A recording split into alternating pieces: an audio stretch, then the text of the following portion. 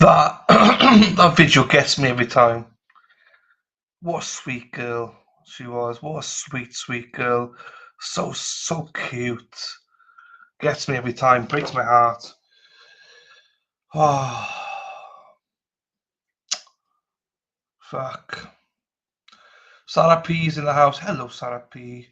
I still need to message you. Let's just see, my darling. Sarah P's in the background somewhere. Sarah, if you are in the background, you know I love you. I'm thinking of you. I hope you're okay, my darling.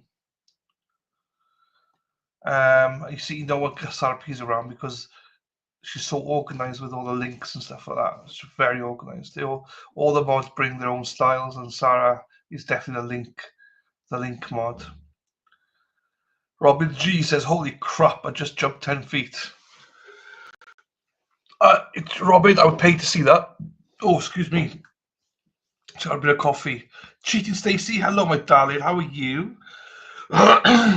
Hope you're well as well, my darling. Lovely as always to see you. Sandy, hello, my darling. How are you?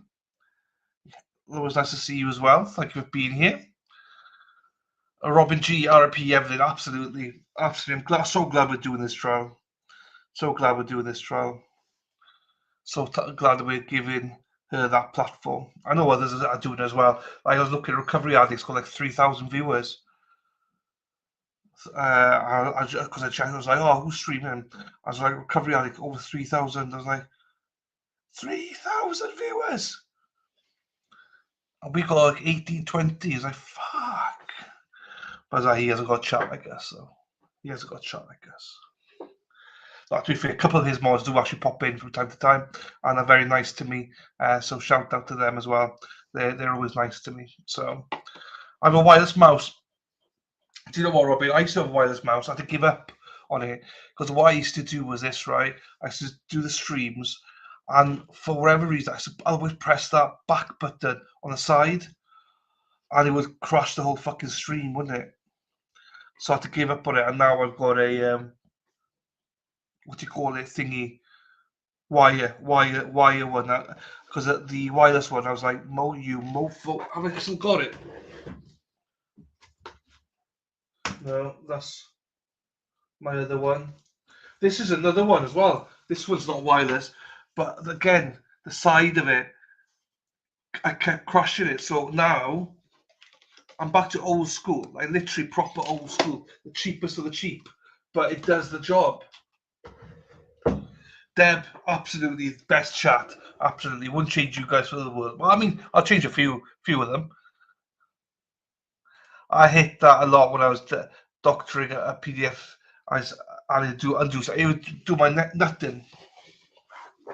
It would do my nutting, Robin. The amount of times I flung that fucking mouse, and then I literally went on Amazon, bought a cheap one, the cheapest one there, and I've never looked back.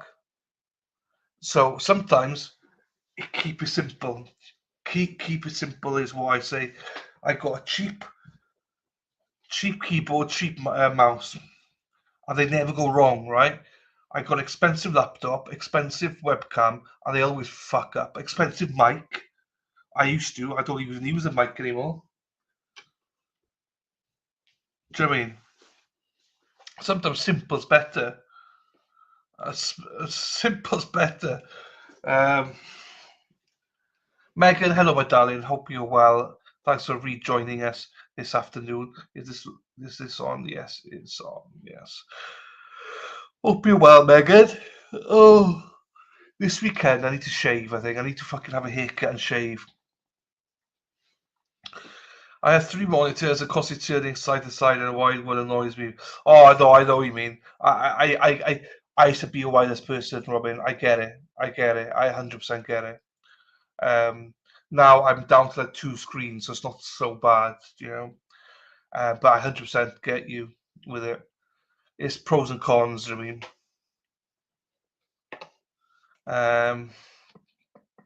The only other thing I don't like about wireless is sometimes they fucking run out. I'm like, ah, you bastard. Lazy Die.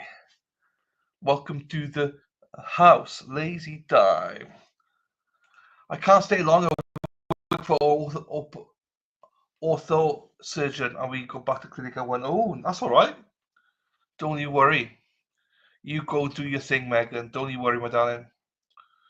I would say that you don't have to stay long. Just always pop in and say hello. I think people think that you got to stay. No, just pop in and say hello. It's always nice to see people. Hi, Lazy. I love the fact everyone's bought into it now.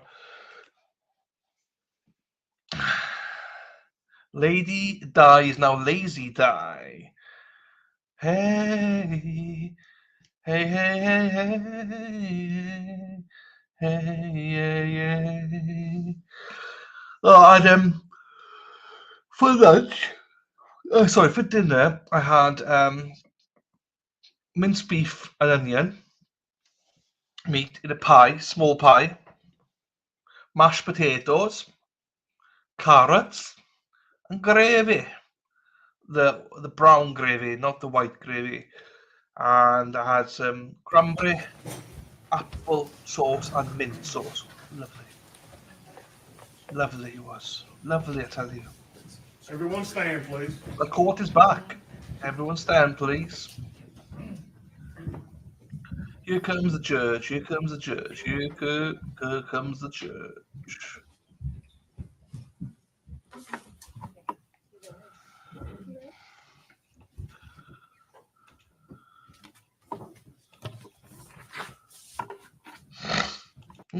Oh shit, wrong mute.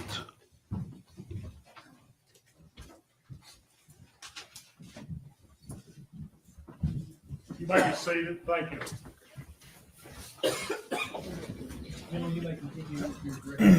Thanks, Your Honor. May I please have exhibit number 79?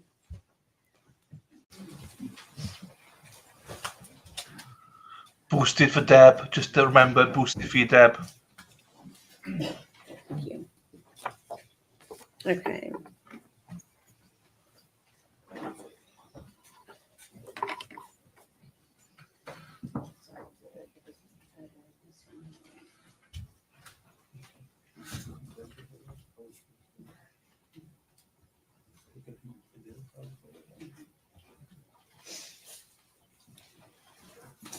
I'm going to pass you two documents. One has previously been marked as Exhibit 79. So for the one that's not marked, I'm going to ask if you recognize that. I do. Okay. Can you tell us what it is? It was a image found on the social media returns of Megan and Hunter at Blowing Rock. Okay. And based upon your analysis, were you able to determine a date of that photograph being taken? Yeah, according to the search warrant proceeds, it was taken on or about January 20th of 2020. Okay. Your Honor, we'd ask that that photograph be made exhibit number 241.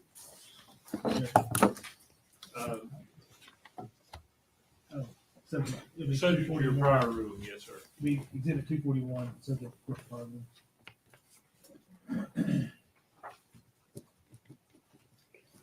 And did you also recognize the exhibit that I handed up along with that? Of the message? Yes. Yes. Okay.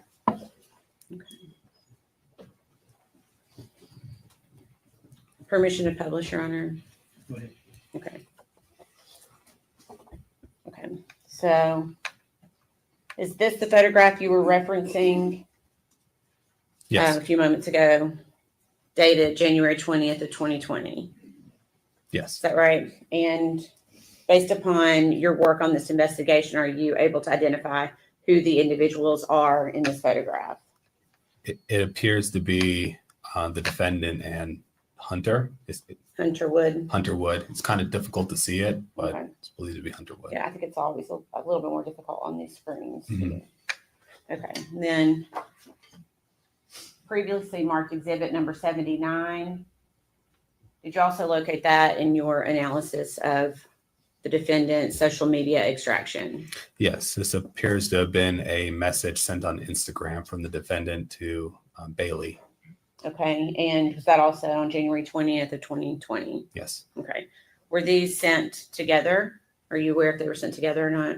Yes, I think the photo came through first, and then the message came through right after the photo, but they were sent pretty much at the same time. Okay.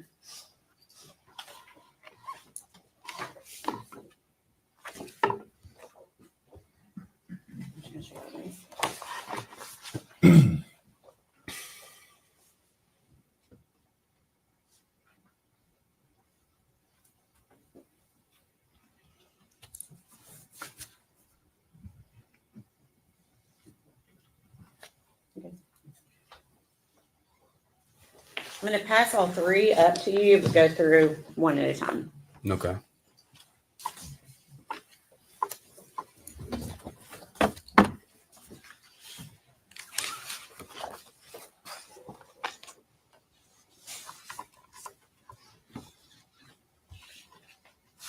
Do you recognize each of those photographs? I do. Okay. And we'll go through them one at a time. The first photograph, what is that photograph of?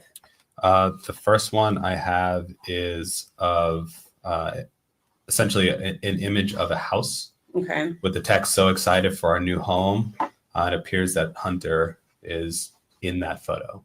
Okay. And were you able to determine the date that that photo was taken? Yeah, so this one was taken on or about February the 16th. Okay. Your Honor, we would ask that be made exhibit number 242. Exhibit 242, subject to postal room.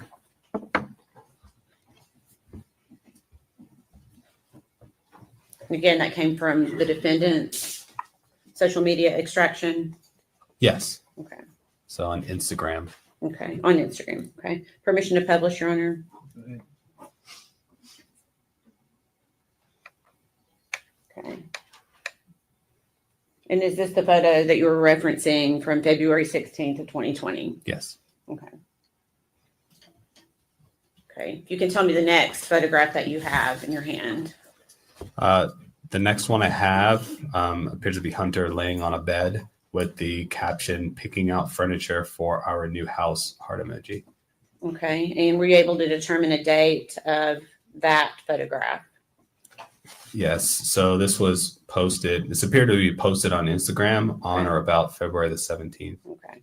So for both of the one before and this one, they were actually posted on the dates that you gave. They appear to be posted Okay. according to the proceeds.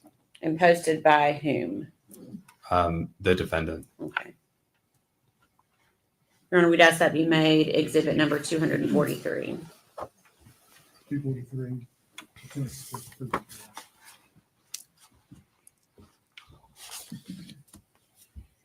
And permission to publish.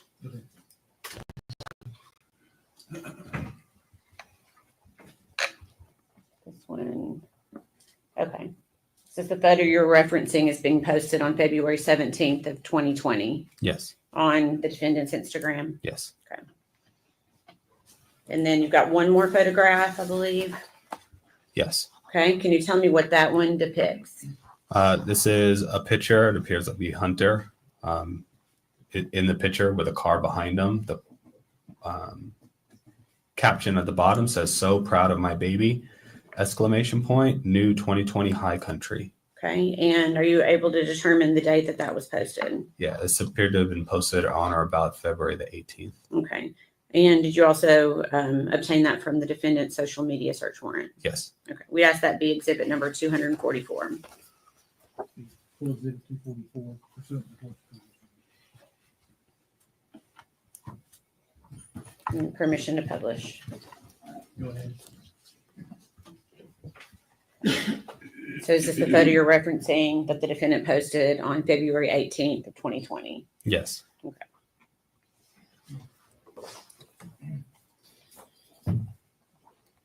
One second.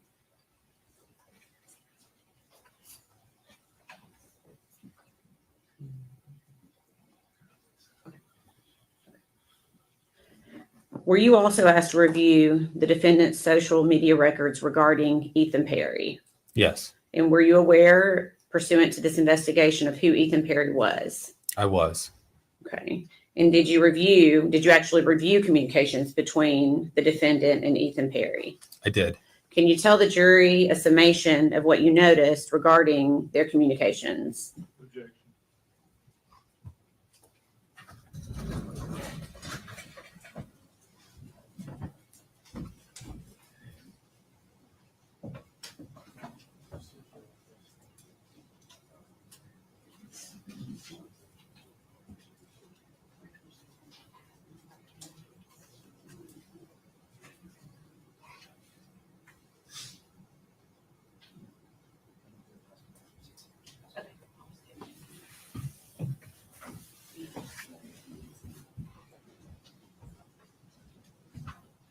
Sustained as to the form of the question.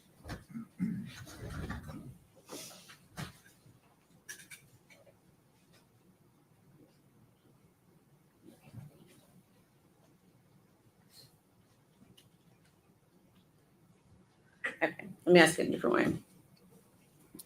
Can you please give us, based upon your review of their communications, a pattern of behavior by the defendant to Ethan Perry?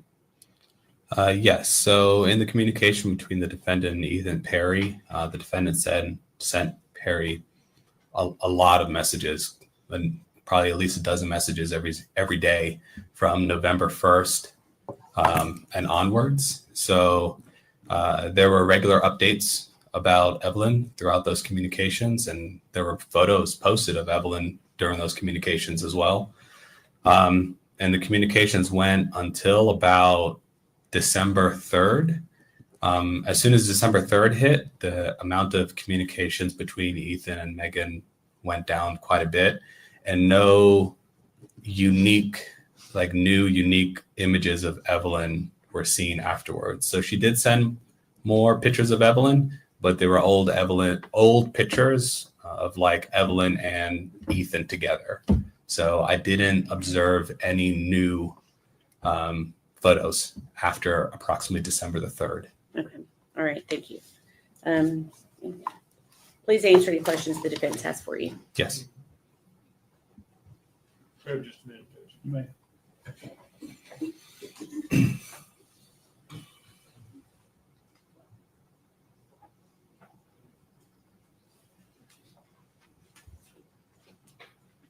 No question. Is he free to go, or does he need to be subject to recall? There's a potential for recall, but if so, we will get in touch with him and let him know. Agent Durant, you're finished right now with your testimony. You are being subject to recall. You don't have to stay here at the courthouse, but make sure they can get all of it. Yes, sir. Thank you. Thank you. Turn next. State recall Marla Gray.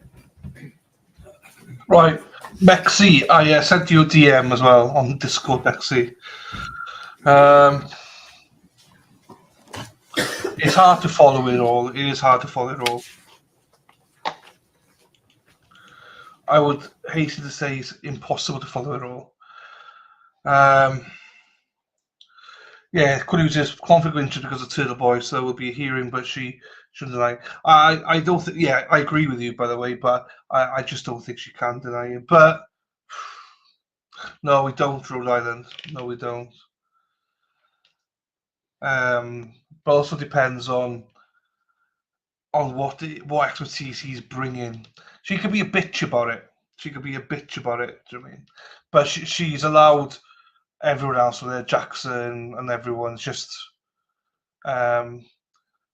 She will allow it. Because again, it's more money for Karen Reid. Hello, who's this? Hang on. Oh fuck, where's my thing gone? There it is. Good afternoon. Good afternoon. You are Marla Gray, is that correct? That's correct. And where are you employed? I'm employed at the Tennessee Bureau of Investigation, the Knoxville Crime Lab. And what is your position there with the TBI? I'm a special agent forensic scientist supervisor, and I'm assigned to the forensic biology unit.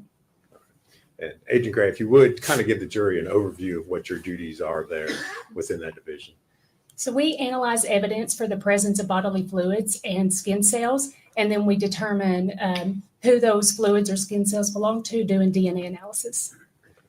And what sort of educational background do you have that allows you to perform these duties? I have a Bachelor's of Science degree in biology from the University of Tennessee in Knoxville. I have also completed the in-house training program that is set forth by the TBI. And have you had specific training relating to serology and DNA analysis? Yes, during that 18-month training program, we cover serology, all the testings that we do, DNA analysis, and interpretation. Approximately how many examinations would you say you've performed over your years in the TBI? Yeah, I've been there for 14 years, and in that time, I've worked almost 1,600 cases. Do you hold any certifications? I do not. Okay. Does the TBI provide technical equipment that you're able to use in the performance of your duties there? Yes, they do. All right. And is this equipment standard across the state and within the scientific community? Yes, it is well known, not just across the state, but in forensic labs all over the world. Have you been qualified to testify as an expert witness in the criminal courts here in Tennessee? I have. And in fact, have you been qualified as an expert here in Sullivan County? I have. All right. And after having been qualified as an expert witness, have you then gone on to give testimony as an expert witness? Yes, I have. And was your qualification as an expert in the field of serology and DNA analysis? Yes, or in forensic biology, which encompasses both of those. All right. Judge, we would tender Agent Gray as an expert in the field of serology and DNA analysis. No, I was just giving you a heart. I was just giving you a heart, separate. In the field of serology and DNA analysis.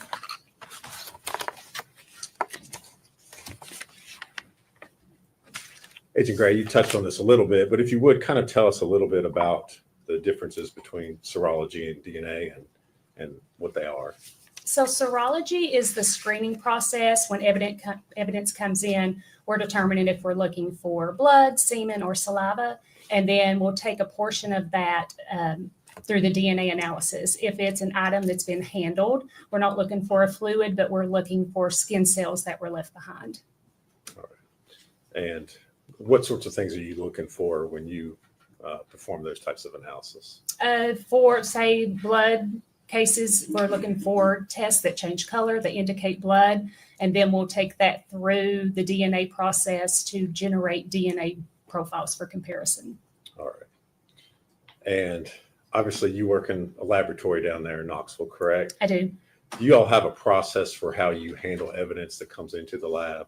Yes, we have policies and procedures that we follow. So in instances, every piece of evidence is worked one at a time. We don't have multiple items out at the same time. We wear lab coats, masks, gloves. Gloves are changed between every piece of evidence. Items are cleaned between touching evidence. Butcher paper is put out. Okay.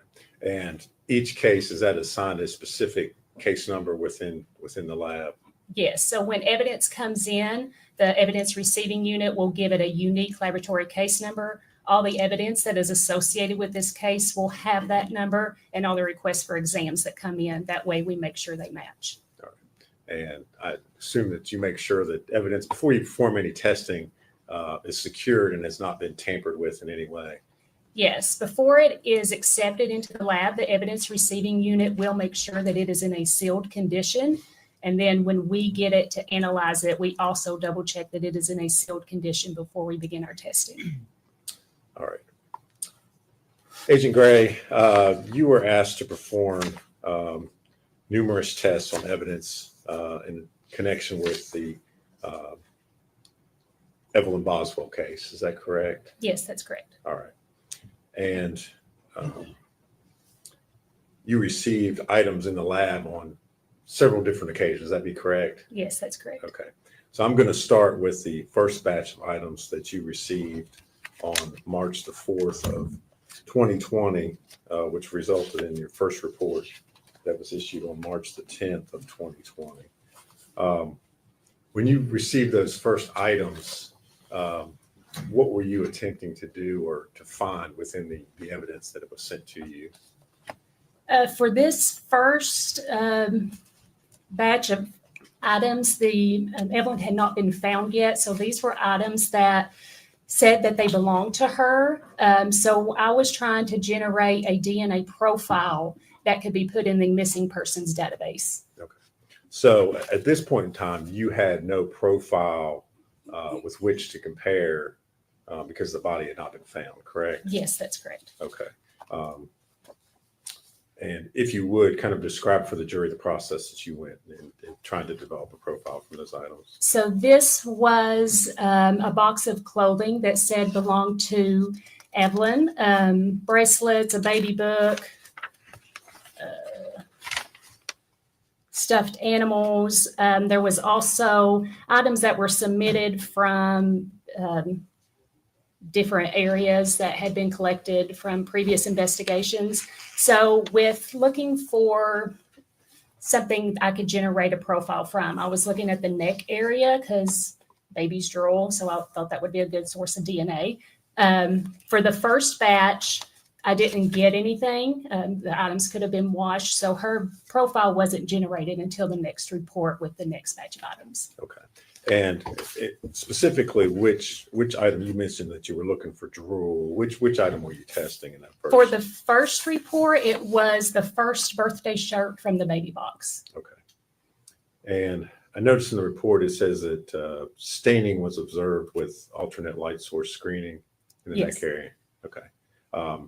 And was there any sort of profile you developed at all? It was a mixture of at least 2 individuals, but since it was a mixture, I could not use that as her DNA standard since it wasn't single source. Okay. So essentially, and also in looking at your report, it looks like there was a silver clip that you also, I guess, attempted to. Yes, Develop a hair profile clips and a diaper. I believe these were found in Mendota, Virginia. Okay. And again, were you able to develop a profile from those? No, there was no DNA on any of those items. All right.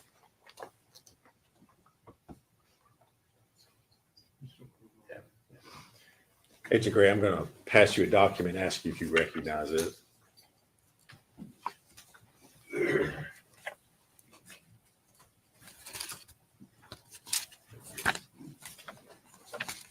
Yes, this is a copy of my forensic biology report dated March 10th, 2020. Okay. And does that reflect your findings or lack thereof Yes. on the first batch of testing that you did? Yes. Judge, we move to make that exhibit number 245. No objection. Exhibit 245.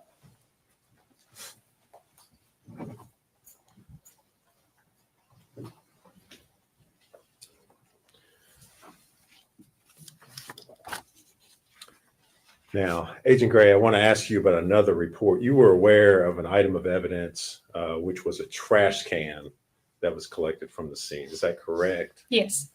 And if there are, I guess, different disciplines or different testing that's going to be done, for instance, if an item is going to be tested by forensic biology division as well as latent fingerprints, is it possible that a piece of evidence would be sent between the labs? Yes, the Knoxville Crime Lab does not have a latent print unit, so all evidence that requests latents are sent to the Nashville lab. Okay. And so specifically in this case,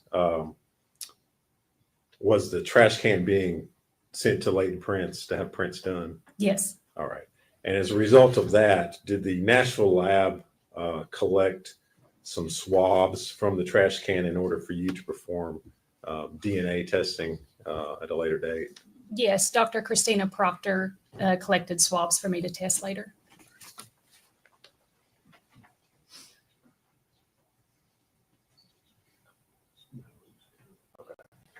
And Agent Gray, I'm going to hand you another document and ask you if you recognize that.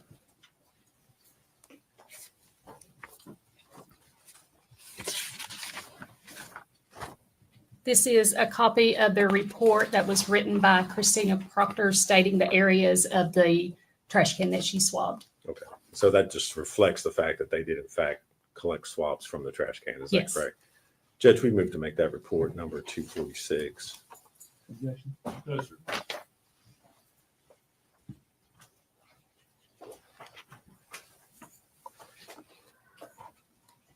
Page 246.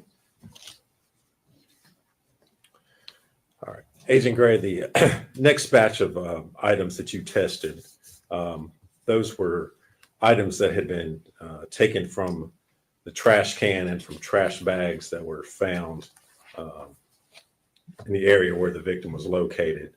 At the point in time which you began your testing on these items, had you received additional information as far as the profile of the victim was concerned? Yes, I received a call from Special Agent Brian Fraley the night that Evelyn was found regarding her condition. And they were just making sure that a body could generate a DNA profile after it had decomposed that badly. Okay.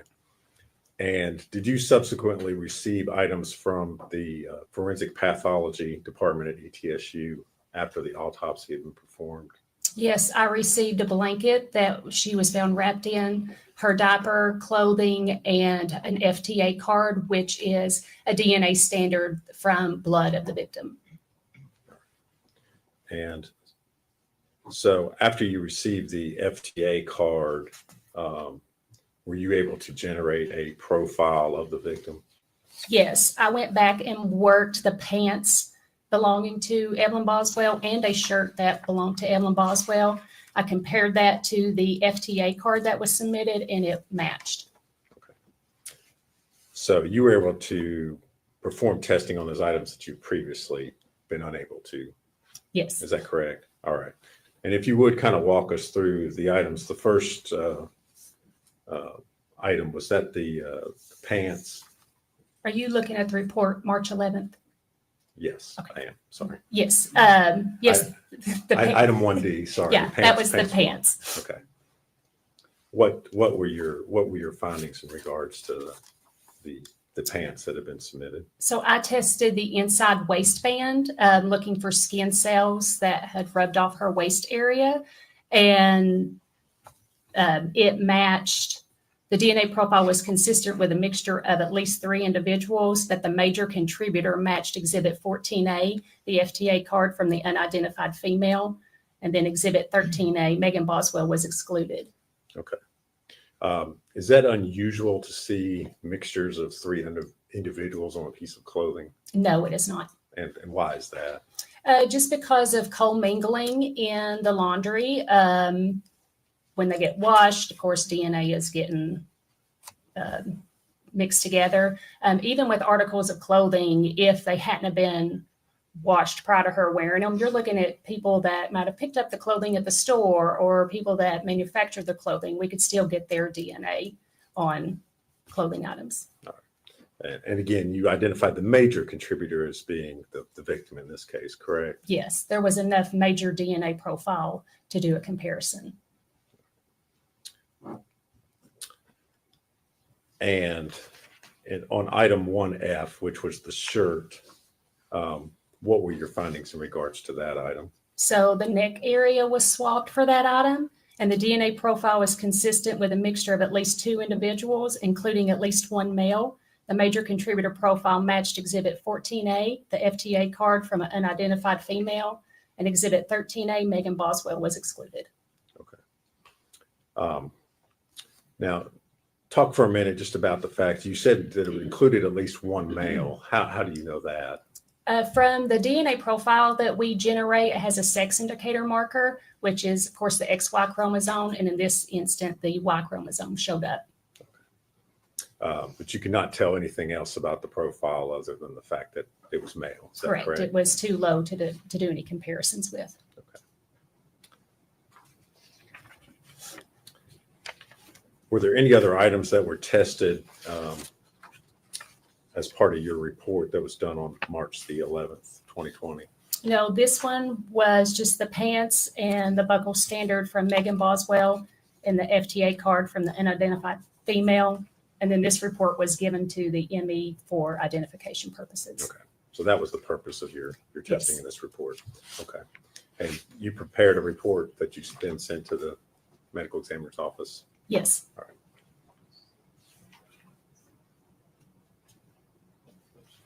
I'm going to hand you a document, Agent Gray, and ask you if you can recognize that.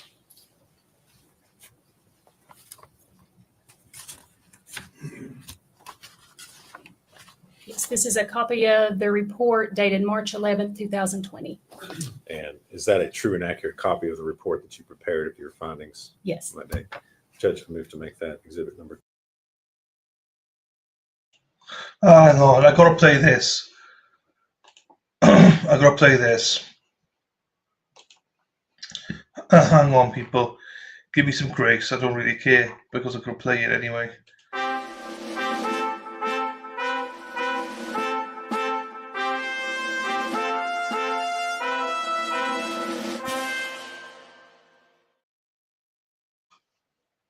It's our lovely Sarah P. If you don't know who Sarah P is, where have you been? Sarah P, Sarah P, Sarah P, P, P, P, P, Sarah P, Sarah P, Sarah P is lovely.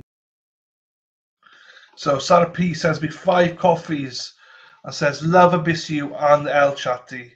Hope to be back in chat in the next couple of days. There you go, Sarah P. There you go. You see, we miss Sarah P. All jokes aside, we miss her. We miss you, Sarah. We love you, and hopefully you're listening. We do love you. So yeah, I mean, I hope that we do see you, my darling, in the next couple of days. See how we doing. But I appreciate you. Thank you for the coffees. Really do appreciate, my darling. You know that anyway. As much as give you shit, you know I give you shit because I love you. So, sending all the love to Sarah P. Thank you, Sarah. Once she comes back, I have to revert to the whole not be nice to her anymore. But for now, I will be lovely to her. Thank you, Sarah P. All right. Let me. Yeah, you're right, Di. They fucking take forever, don't they? We can zoom a little bit here now as well. Sarah P, Sarah P, Sarah P, P, P, P, P, Sarah P, Sarah P, Sarah P is lovely. 247. Any objection? No, sir. You forward to the 247.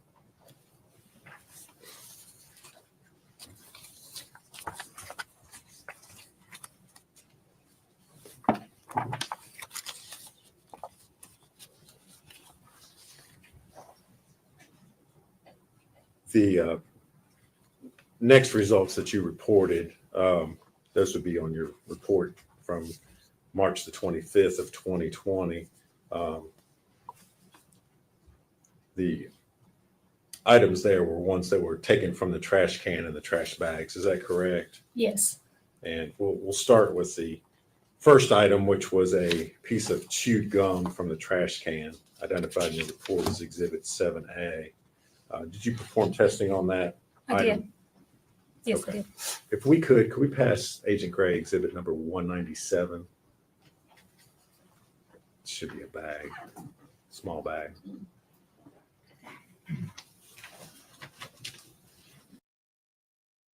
I have no idea why I didn't catch it, to be quite honest with you. I was browsing on Sarah's stuff, so I was hoping that somebody could explain it to me. Do we need to go back a little bit, do you think? Should we go back a little bit then?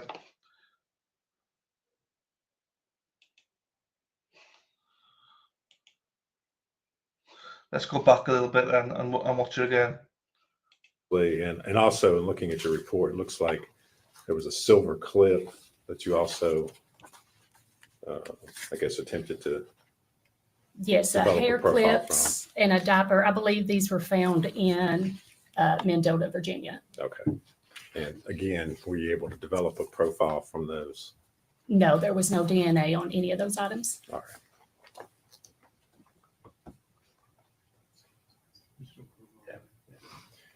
Agent Gray, I'm going to pass you a document and ask you if you recognize it.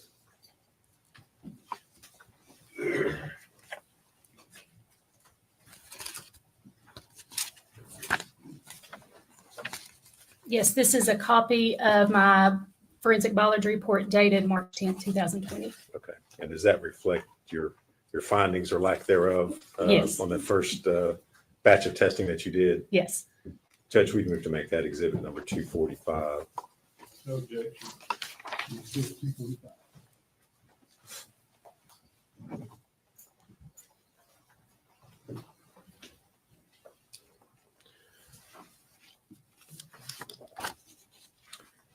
Now, Agent Gray, I want to ask you about another report. You were aware of an item of evidence, which was a trash can that was collected from the scene. Is that correct? Yes.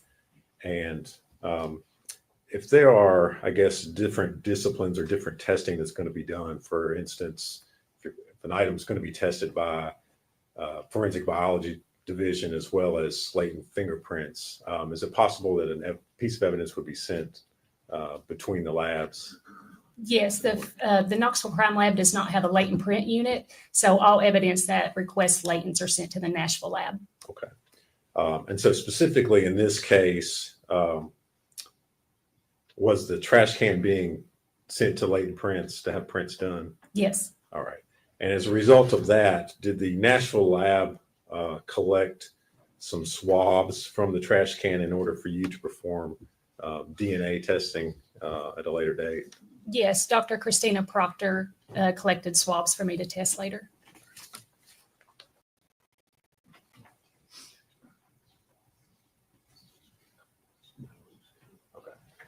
And Agent Gray, I'm going to hand you another document, ask if you recognize that.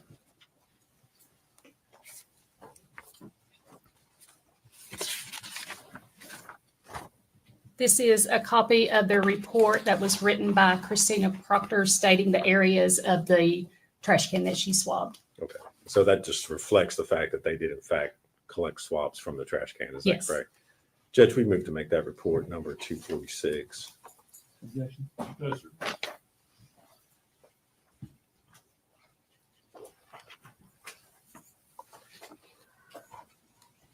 PC 46. All right. Agent Gray, the next batch of items that you tested, those were items that had been taken from the trash can and from trash bags that were found in the area where the victim was located. At the point in time which you began your testing on these items, had you received additional information as far as the profile of the victim was concerned? Yes, I received a call from Special Agent Brian Fraley the night that Evelyn was found regarding her condition. And they were just making sure that a body could generate a DNA profile after it had decomposed that badly. Okay. And did you subsequently receive items from the forensic pathology department at ETSU after the autopsy had been performed? Yes, I received a blanket that she was found wrapped in, her diaper, clothing, and an FTA card, which is a DNA standard from blood of the victim. And so after you received the FTA card, were you able to generate a profile of the victim? Yes, I went back and worked the pants belonging to Evelyn Boswell and a shirt that belonged to Evelyn Boswell. I compared that to the FTA card that was submitted and it matched. Okay. So you were able to perform testing on those items that you've previously been unable to. Yes. Is that correct? All right. And if you would kind of walk us through the items, the first item, was that the pants?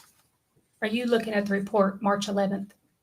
Yes, Okay. I am. Sorry. Yes. Yes. The Item 1D, sorry. yeah, the that was the one. pants. Okay. What were your findings in regards to the pants that have been submitted? So I tested the inside waistband, looking for skin cells that had rubbed off her waist area, and it matched. The DNA profile was consistent with a mixture of at least 3 individuals, but the major contributor matched Exhibit 14A, the FTA card from the unidentified female, and then Exhibit 13A, Megan Boswell, was excluded. Okay. Is that unusual to see mixtures of 3 individuals on a piece of clothing? No, it is not. And why is that? Just because of commingling in the laundry. When they get washed, of course, DNA is getting mixed together. Even with articles of clothing, if they hadn't have been washed prior to her wearing them, you're looking at people that might have picked up the clothing at the store or people that manufactured the clothing. We could still get their DNA on clothing items.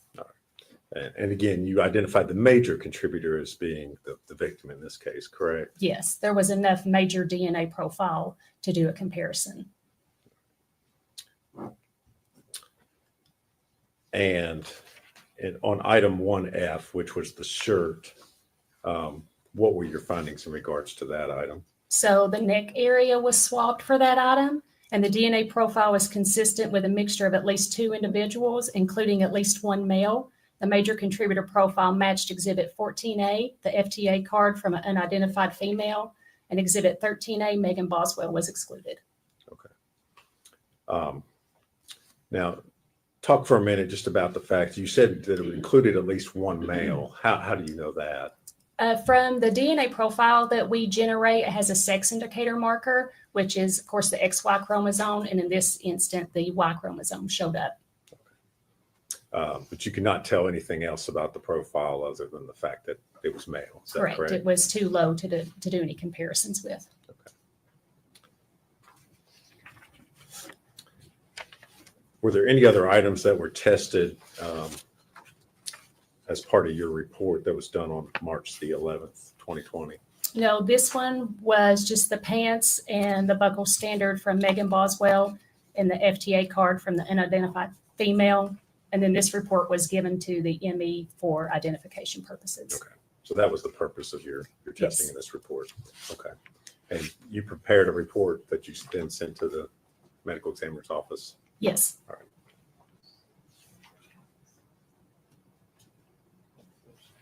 I'm going to hand you a document, Agent Gray, and ask you if you can recognize that.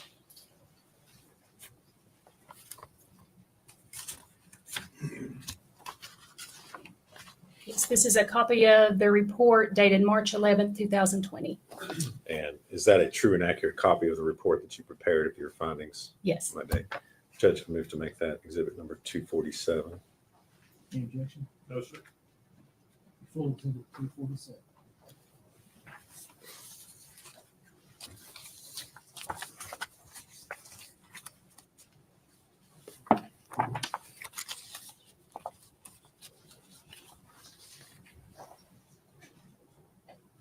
The next results that you reported, those would be on your report from March the 25th of 2020. The items there were ones that were taken from the trash can and the trash bags. Is that correct? Yes. And we'll start with the first item, which was a piece of chewed gum from the trash can, identified in the report as Exhibit 7A.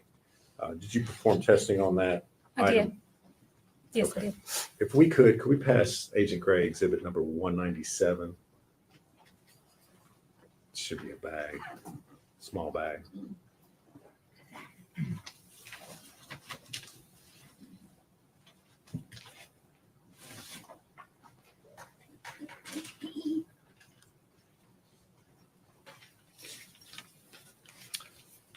Agent Gray, will you take a look at that and see if you recognize it? Yes, this is my exhibit 7A, which is the chewed gum. This is the seal, has my initials on it. This barcode, this is what is generated by the evidence receiving unit that has that unique laboratory case number. And this is how the internal chain of custody is maintained throughout the lab. And these are, of course, my initials. You recognize your initials there on that item? Yes, All right. Did you perform analysis on that particular item? I did. And if you would, tell us what the results were that you obtained. The DNA profile matched Exhibit 13A, Megan Boswell. The probability of randomly selecting an unrelated individual who would be included as a contributor of the DNA profile is 1 in a number greater than the current world population. Any other profiles besides that? No, that was a single source profile. Okay. And thank you. If we could hand her exhibit number 217. Again, should be a bag.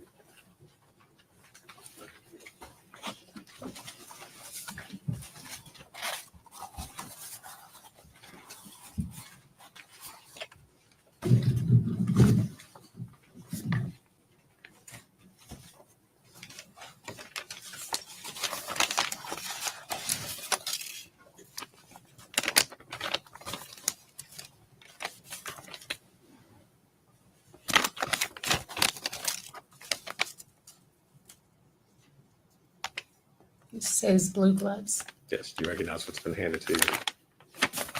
It does not have a barcode or my ID on it, so I don't know if I work this or not. Okay, all right. Hand that back to the lady.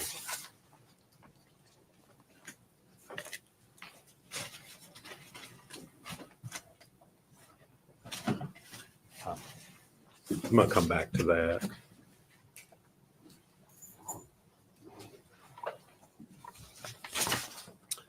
If we could hand her Exhibit 218.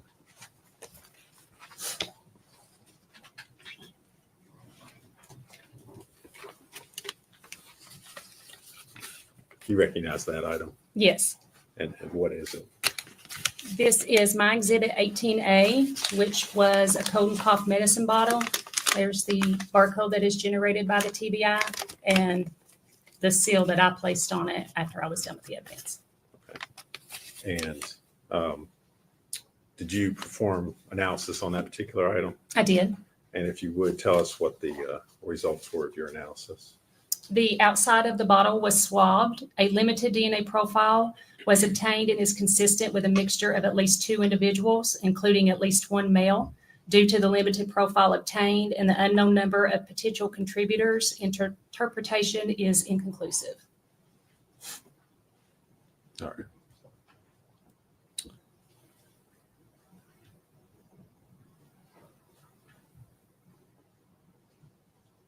So you were not able to form any kind of profile at all, is that correct? That's correct. So regardless of whose DNA, other profiles you would have had, there would have been no way for you to match that with anyone, is that? Correct. It has to meet a certain strength before we do any comparisons to it, and this did not meet that quality.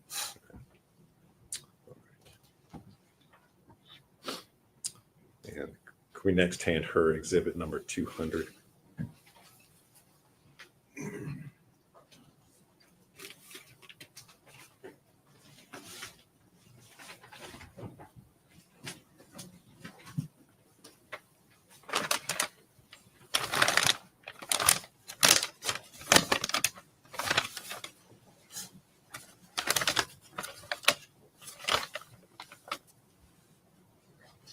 You recognize it? Yes, this is my exhibit number 19A, which is a Dasani water bottle. Here's the TBI barcode, and this was the seal that I placed on it when I completed it. And did you perform analysis on that particular item? I did. And what were your findings? So the mouth area and inside of the cap was swabbed for testing. The DNA profile is consistent with a mixture of at least 2 individuals. The major contributor profile is consistent with Exhibit 13A, Megan Boswell. It also had World Pop stats, and the minor profile was inconclusive.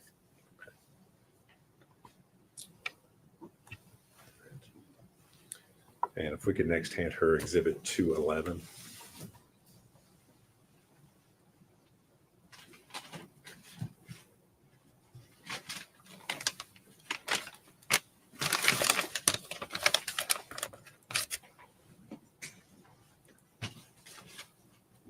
Do you recognize that? I do. And what is it? This is my Exhibit 20A, which is a great value water bottle. There's the TBI barcode, my ID, and the seal that was placed on it with my initials. And again, I'd ask you, did you perform analysis on that particular item? I did. And what were your findings? The mouth and inside the cap area were swabbed in this item also. The DNA profile is consistent with Exhibit 14A, Evelyn Boswell, with World Pop stats. No other profiles on that particular item? There was an additional allele at one of the locations, but nothing was, it was inconclusive. Okay. Next, if we could hand her number 212.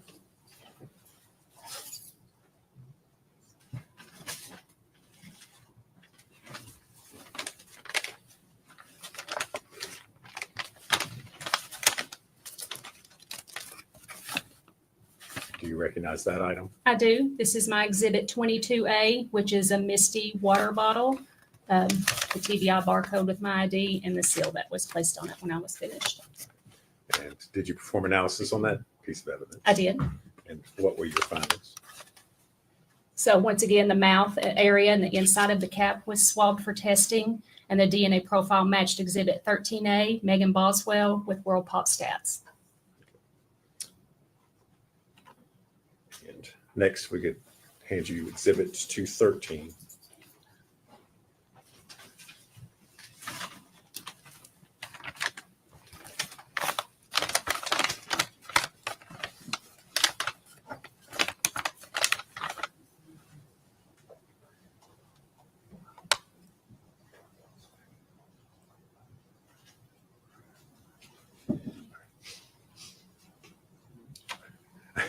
I'm sorry. Let me pick up what were you just handed 213? Yes, Do you recognize that? I'm sorry. that's okay. Yes, it is my Exhibit 24A. It is a Food Club water bottle. Here's the TBI barcode label and my seal that I put on it when I was complete. And did you perform analysis on that particular item? I did. And what were your findings? So once again, the mouth area and inside the cap was tested. Quantification results did not indicate a sufficient amount of human DNA for analysis, so no further testing was performed. All right. And next, if we could enter 223, which should be one of the pillows.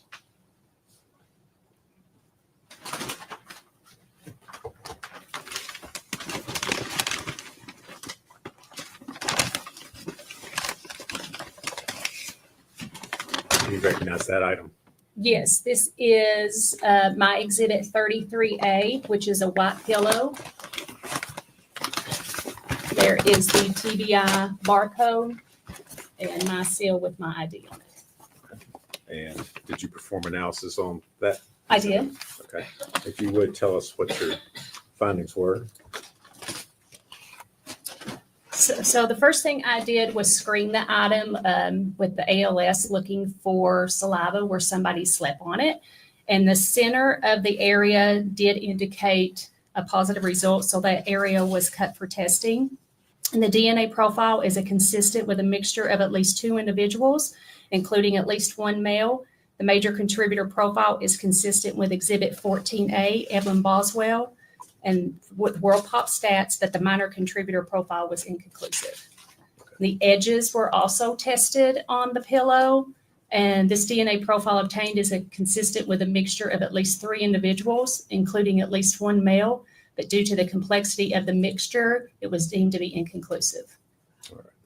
So the only profile you were able to develop was the victim, Evelyn Boswell. Is that correct? Yes, from the center of the pillow.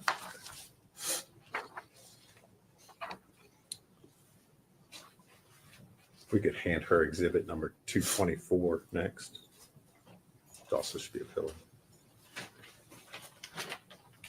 Erin Humphrey drives a bus, yellow bus, yellow bus. Erin Humphrey drives a bus. Do you recognize that item? All day Yes, this long. is a white pillow with yellow staining. Here is the TBI barcode with my ID. And down here is the seal that was placed on it after I was finished. And did you perform testing on that particular item? I did. And what were your findings? There was staining on this item, so I first tested it for the presence of blood, but it was negative. The center of the profile was tested. The quantification results did not indicate a sufficient amount of human DNA for further analysis. And the edges of the pillow were tested, and a limited DNA profile was obtained, but due to the limited profile, interpretation was inconclusive.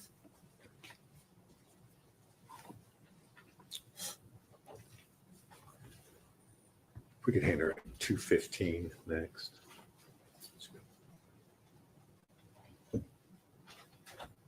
This be a bottle.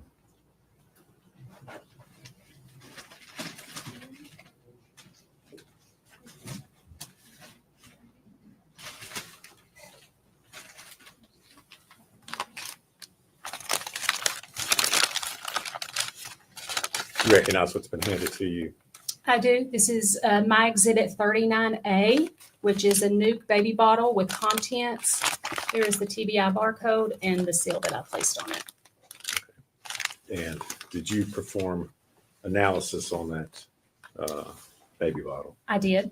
And what were your findings? So the nipple area was swabbed and the DNA profile matched Exhibit 14A, Evelyn Boswell. And the sides of the bottle were also swabbed. The DNA profile was consistent with a mixture of at least 2 individuals. The major contributor profile was consistent with Exhibit 14A, Evelyn Boswell, and the minor contributor profile was inconclusive.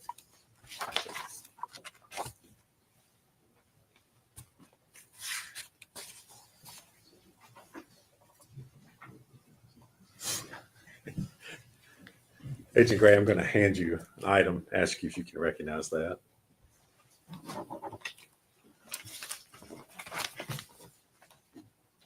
Yes, this is my Exhibit 9A, which is blue latex gloves with hair.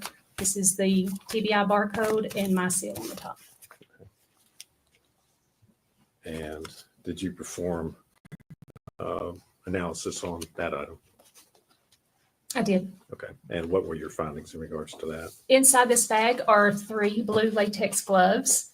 The inside of glove 1 was a limited DNA profile of at least 2 individuals, including at least 1 male.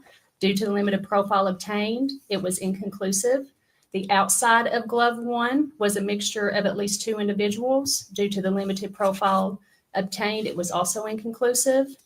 The inside of glove 2, a limited profile was obtained, including at least 1 male. Due to the limited profile obtained, interpretation was inconclusive. The outside of glove 2, a limited DNA profile was obtained. It was also inconclusive. Possible hairs were collected from this item, but returned with the evidence because the TBI does not work hair. The inside of glove 3, a limited DNA profile was obtained. It was inconclusive. And the outside of glove 3, a limited DNA profile obtained, which was also inconclusive. So no conclusive profiles on any of the No. gloves. Is that correct? That's correct. And no, Evelyn didn't find any DNA profiles consistent with the victim on any part of the gloves. Is No. that correct? Okay. Judge, at this time, I would move to make the gloves as Exhibit 248. Any objection? I guess she probably needs to. I don't think did you open those up? I didn't. Okay. Do you care to open those up? Okay. So we can-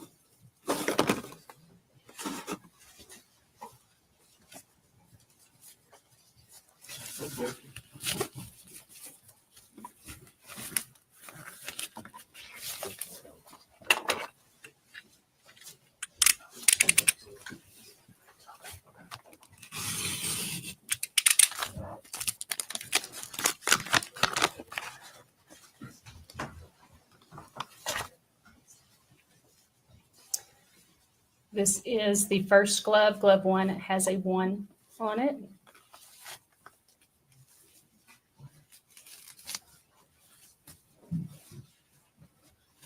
And this is glove number 2. Or sorry, that was glove number 3. This is glove number 2. As you can see, they're shredded. Okay. And those were the gloves that you tested and Yes. testified to. Okay. Judge, I think 248. All right. I just want to make sure.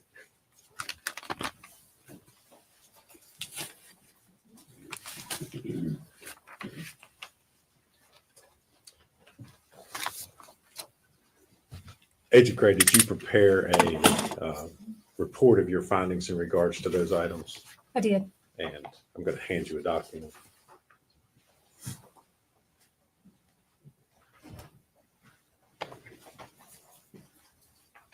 Ask you if you recognize that.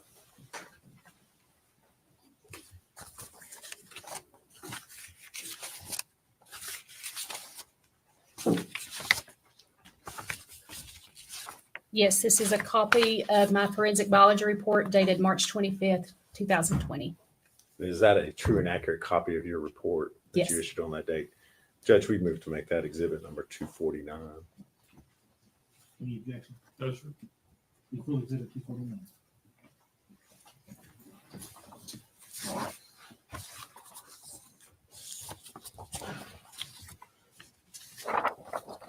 Now, Agent Gray, obviously you've tested a number of items in regards to this case. is it common when you're working a case, especially a situation like this where you've got a missing child that's later recovered, do you speak with investigators or who are working the case in order to determine which items are best for you to test and which might have more or less evidentiary value? Yes, we do. And was that done in this particular case? Yes, I spoke with Agent Brian Fraley and Agent David Gratz on multiple occasions regarding this case. And as a result of that, were certain items, I guess, initially you thought may not have had evidentiary value, but then later on you decided to test anyway to see perhaps they had more value? Yeah, there were some items that weren't tested on the front end because like the baby food containers, just because we expected if there was DNA, if it was Evelyn's, we didn't know how probative that was to the case. But later on, we did decide to go ahead and test those items. Okay. And specifically, I want to ask you about a blanket, which I believe was your item number 36C. Yes. Was that in fact a blanket? Yes. And was that item initially not worked due to the amount of, or why was that? Let me ask you this way. Why was that item not initially worked by you? Due to the amount of decomposition fluid on the blanket, decomposition fluid contains waste and bacteria and water. And what that does is it finds the DNA and it doesn't destroy it, but it defragments it enough that we can't generate a DNA profile. So if I were to put it on my instrument, it's so fragmented that it can't resequence it. So in this instance, it wasn't originally worked due to the amount of decomposition fluid on the blanket. Did you all ultimately make a decision later on to take a shot at it, I guess? Yes, after speaking with Special Agent Gratz, we decided to only see if there were areas that were not stained and possibly get DNA off of that. So I tested the areas that didn't appear to have decomposition fluid on it and did not test the stained areas. And were you able to develop any sort of profiles as a result of your testing? It was a limited DNA profile that was a mixture of at least 2 individuals, but due to the limited profile obtained, it was inconclusive. All right. And did you prepare a report of your findings in that regard? I did.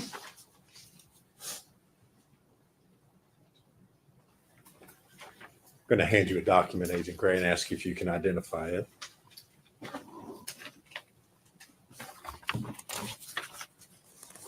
Yes, this is an accurate copy of my biology report dated April 22nd, 2020. And is that a true and accurate copy of your report in regards to your findings on the blanket? Yes. Judge, I'd move to make that full exhibit number 250. Any objection? Yes, sir. Full exhibit 250.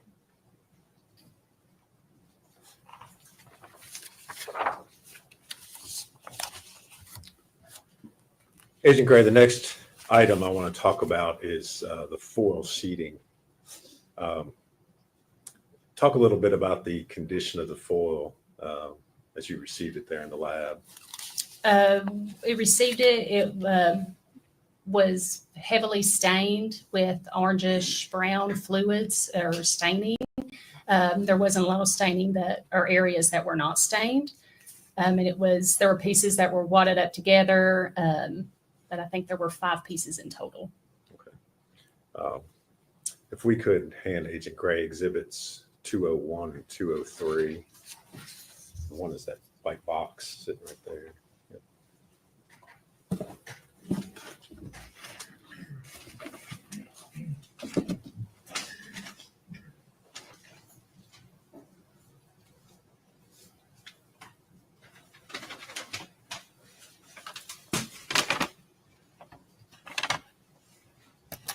You recognize those items? Yes, this is my exhibit 15A. This was my seal down here at the bottom. And this is my exhibit also 15A, but it was just piece 3. And then my seal is at the bottom. And is that the foil sheeting that you tested? Yes. If you would, tell us what the results of your testing on those items were. So for all of the foil sheeting, presumptive testing, chemical testing indicated the presence of blood, but presumptive immunological testing did not indicate the presence of human hemoglobin, which is a component of human blood. And for all of the stained and non-stained areas, which were 10 areas total that were tested, the quantification results did not indicate the presence of human DNA. So these items were sent to the latent print laboratory. All right. And did you prepare a report of your findings in regard to foil sheeting? I did. I'm going to hand you a document and ask you if you can identify it.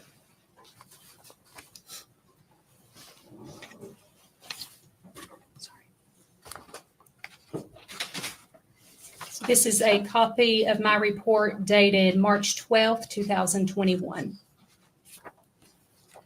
And is that a true and accurate copy of your findings in regards to the foil sheeting you've just testified to? It is. Judge, I'd move to make that exhibit number 251.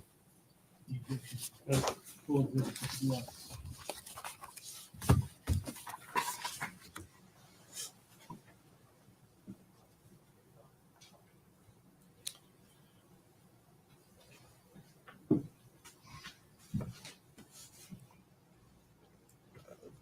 Finally, Agent Gray, I'm going to, again, we mentioned the fact earlier that sometimes through communications you were asked to test additional items. Is that correct? Yes.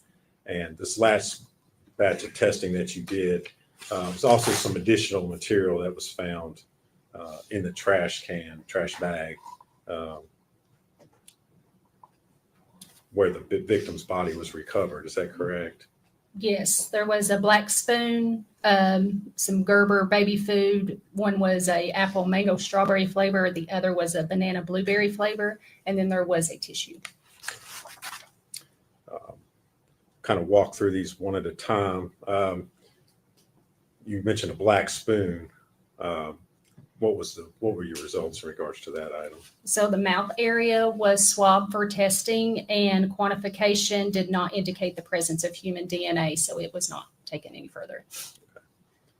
Okay. And what about the Gerber apple mango strawberry baby food?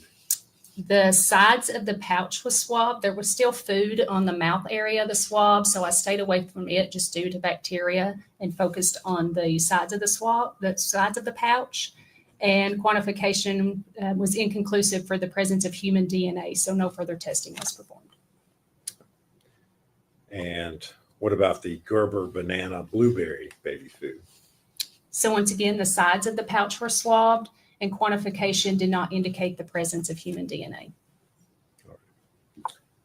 Could I see exhibit 164?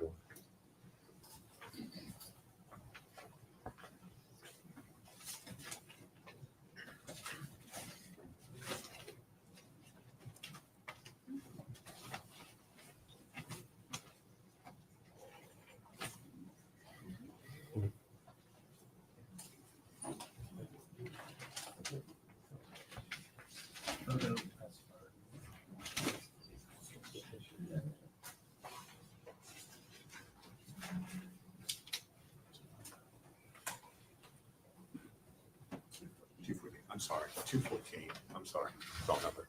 214. I want to see it first, yes.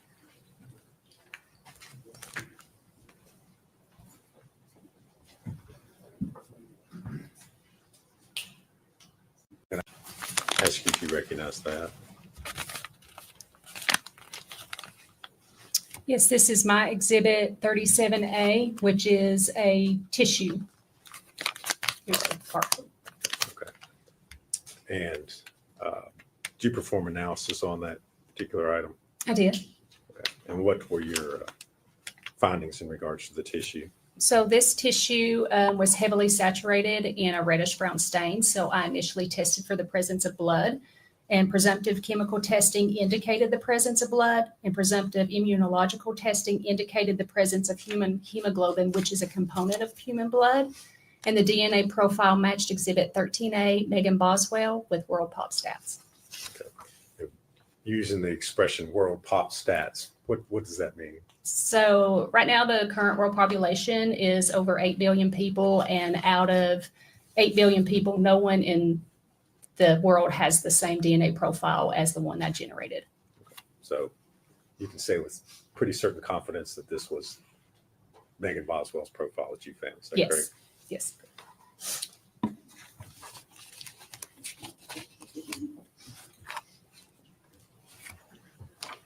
Agent Gray, I'm going to hand you a document and ask you if you recognize that one.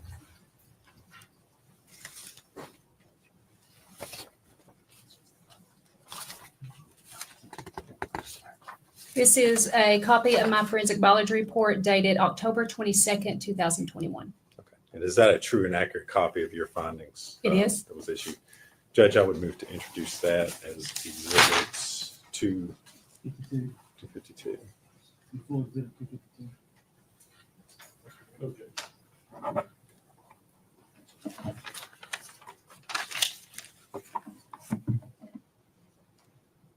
Agent Gray, in addition to your responsibilities and duties within the lab there, are you also a member of the TBI's violent crime response team?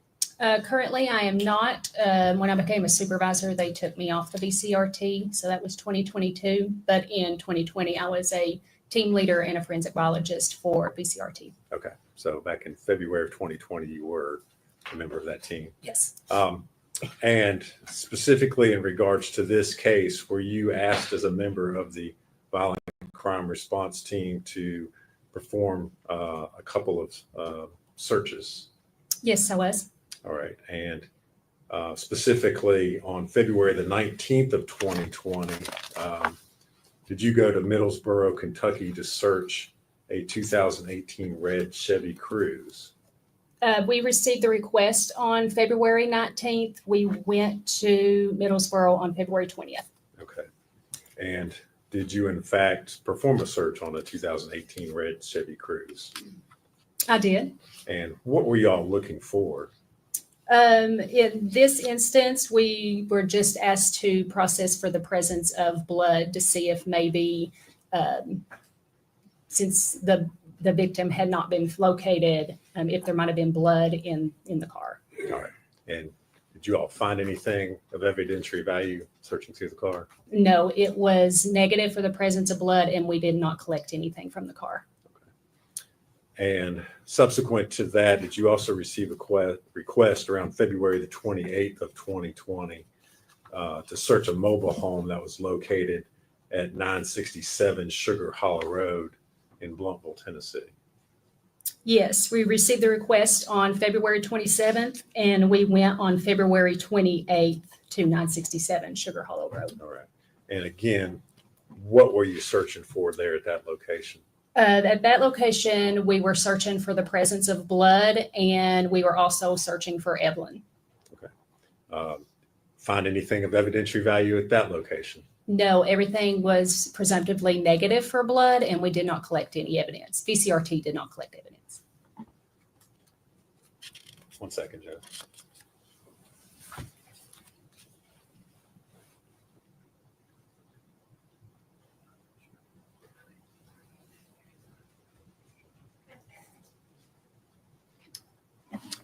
Thank you, Agent Gray. If you would answer any questions Mr. Scott has for him. Could I see Exhibit 249, please?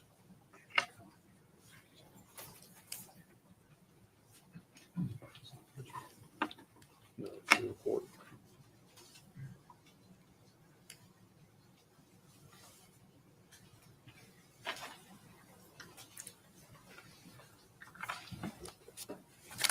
Good afternoon, Agent Gray. How are you? I'm good. How are you doing? I'm good. Thank you for asking. I am currently looking at Exhibit 249, which is your report of March 25th, 2020. Do you have that in front of you? I do.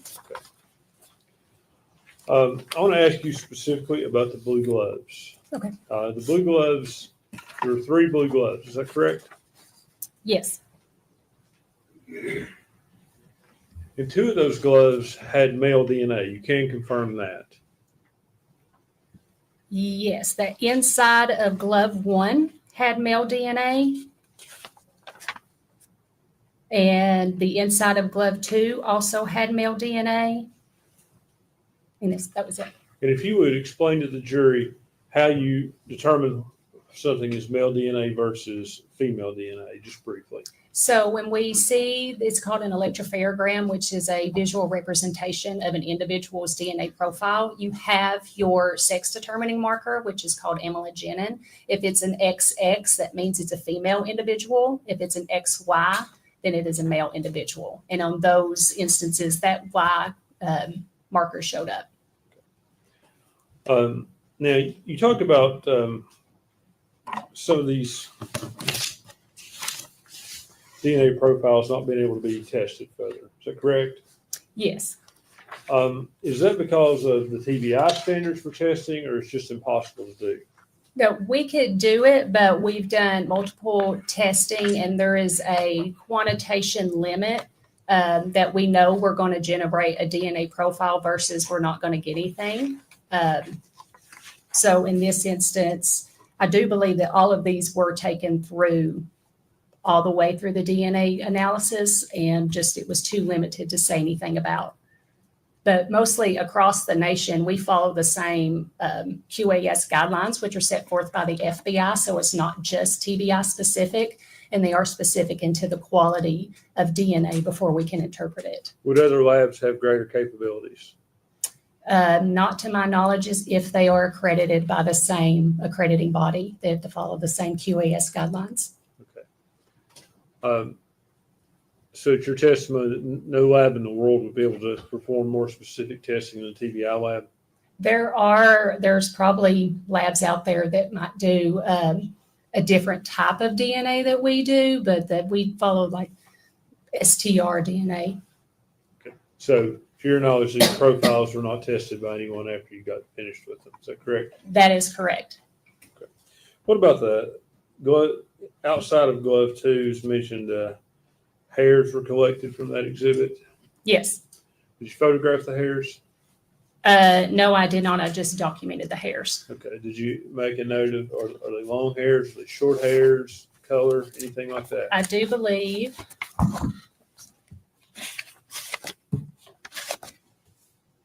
The palm was shredded with white residue and hair on the fingers, and the hair is dark. Okay, the hair is dark. Yes. But you didn't make any issue, nothing about length or anything else? No, it was just that it was dark in color. Okay.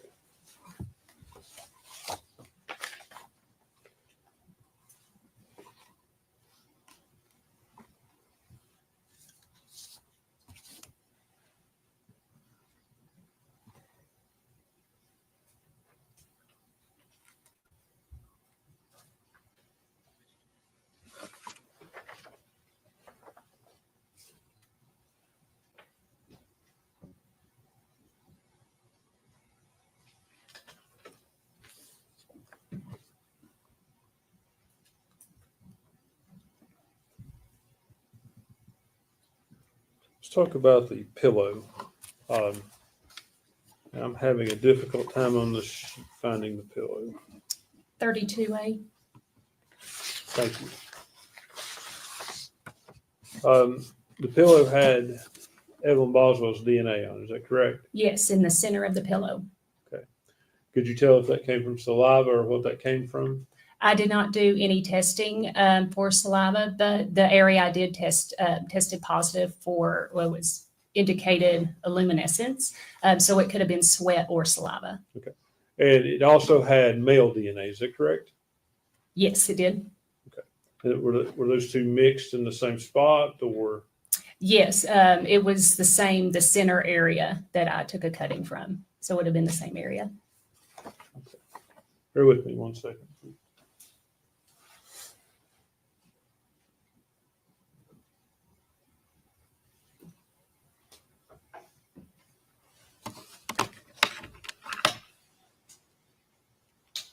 And finally, there was a bottle, like a medicine bottle Yes, found in the trash can. What number was it? Do you have that? it was Exhibit 18A. Yes, ma'am, 18A, that's what I'm looking for. And that item, it was tested and were you able to determine if it had male DNA? I was able to determine that it had male DNA, but it was inconclusive for any comparison purposes. And as far as other DNA, were you able to determine if you could link anyone else to the bottle with DNA? No, not, but once it's deemed inconclusive, no comparisons are performed. If I could have just 1 minute, Judge.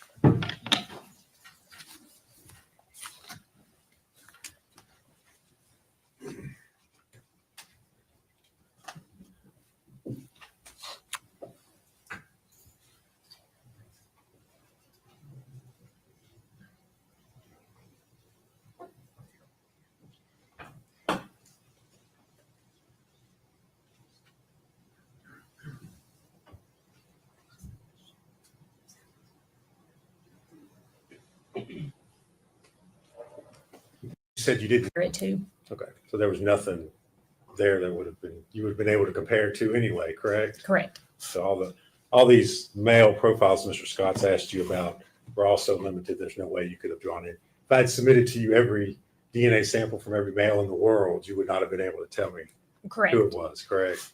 I wouldn't even ran them since I didn't have any unknown male DNA. Thank you. That's all I have.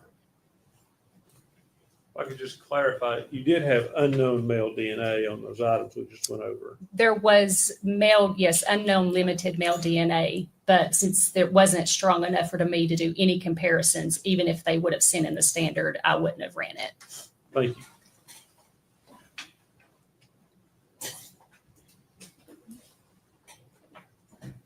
That's all. She approved it. She is. Yes, sir. Thank you for your testimony today. You're released from your stand. Starting next. Statement called David Hoover.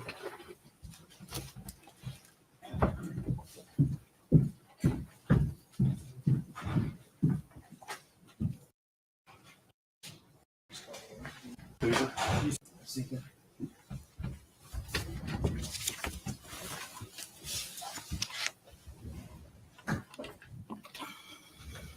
Good afternoon. Good afternoon. And if you would state your name for the record, please. David Hoover, David Hoover. Thank you. And where are you employed? I'm employed with the Tennessee Bureau of Investigation, the Nashville Crime Laboratory in the latent fingerprint or latent print unit. And what is your title or position there? I'm a special agent forensic scientist. All right. And Agent Hoover, if you would kind of give the jury a brief overview of what your duties are there within the latent print division. My duties typically include processing evidence for fingerprints, any developed fingerprints or any developed prints that I find on the evidence I photograph or in some way capture them, then compare them and make identifications to individuals if that's possible. Also enter stuff into the APHIS database, search through the database for individuals as well. I also write my reports and testify in courts of law. You mentioned the APHIS database. Could you explain what that is? The APHIS database is essentially a database of fingerprint cards that we have on file at the TBI. And then we're able to search unknown fingerprints against that database to see if we can find an individual who may have left that print. And how long have you been doing this there at the TBI? I started in March of 2000, so about almost 25 years. If you would tell us a little bit about your educational background that allows you to perform those duties there at the TBI. My background includes a Bachelor of Science degree in biology from David Lipscomb University with a minor in chemistry. Then at the TBI itself, I underwent a 2-year training period under court qualified fingerprint examiners with over 100 years of experience. Since then, I've also had training from the Florida Department of Law Enforcement, the Mississippi State Crime Laboratory, Arizona State Crime Laboratory, I believe, other agencies that have produced classes, as well as gone to conventions and things that also had classes throughout those 25 years. How many examinations would you say that you've performed over your almost 25 years there at the lab? At this point, I would think it was in the tens, if not hundreds of thousands. Do you hold any certifications in the field? I do. I'm a certified latent print examiner with the International Association for Identification. And what type of technical equipment do you have there that you use at the lab? We typically use a lot of the same things you actually see on TV. A lot of times you will see the dust fingerprint on a car or window or something, and they'll dust it and lift it. We actually still do that. We also use fluorescent dyes, which fluoresce at different wavelengths. So we have light sources that do different wavelengths as well. We now also have a system that we've had actually for quite a while. It's called RUVIS, which is Reflective Ultraviolet Light Imaging System. And they've learned that under certain wavelength of light, in this situation, 254 nanometer light, it will, the oils and the sweat of the fingerprints will reflect, and you can actually capture them photographically with that system. And is this pretty standard equipment that's used across the country in various labs? Pretty much, yes, I believe so. Agent Hoover, have you been qualified to testify as an expert witness in the criminal courts here in Tennessee? Yes, I have. And after having been qualified as an expert, have you then gone on to give expert testimony? Yes, I have. And so then you've been qualified as an expert in the field of latent print identification. Is that correct? Yes, in both state and federal courthouses. All right. Judge, at this time, we would offer Agent Hoover as an expert in the field of latent print identification. He's an expert. All right. To be clear, to be an expert in the field of latent print or fingerprint identification.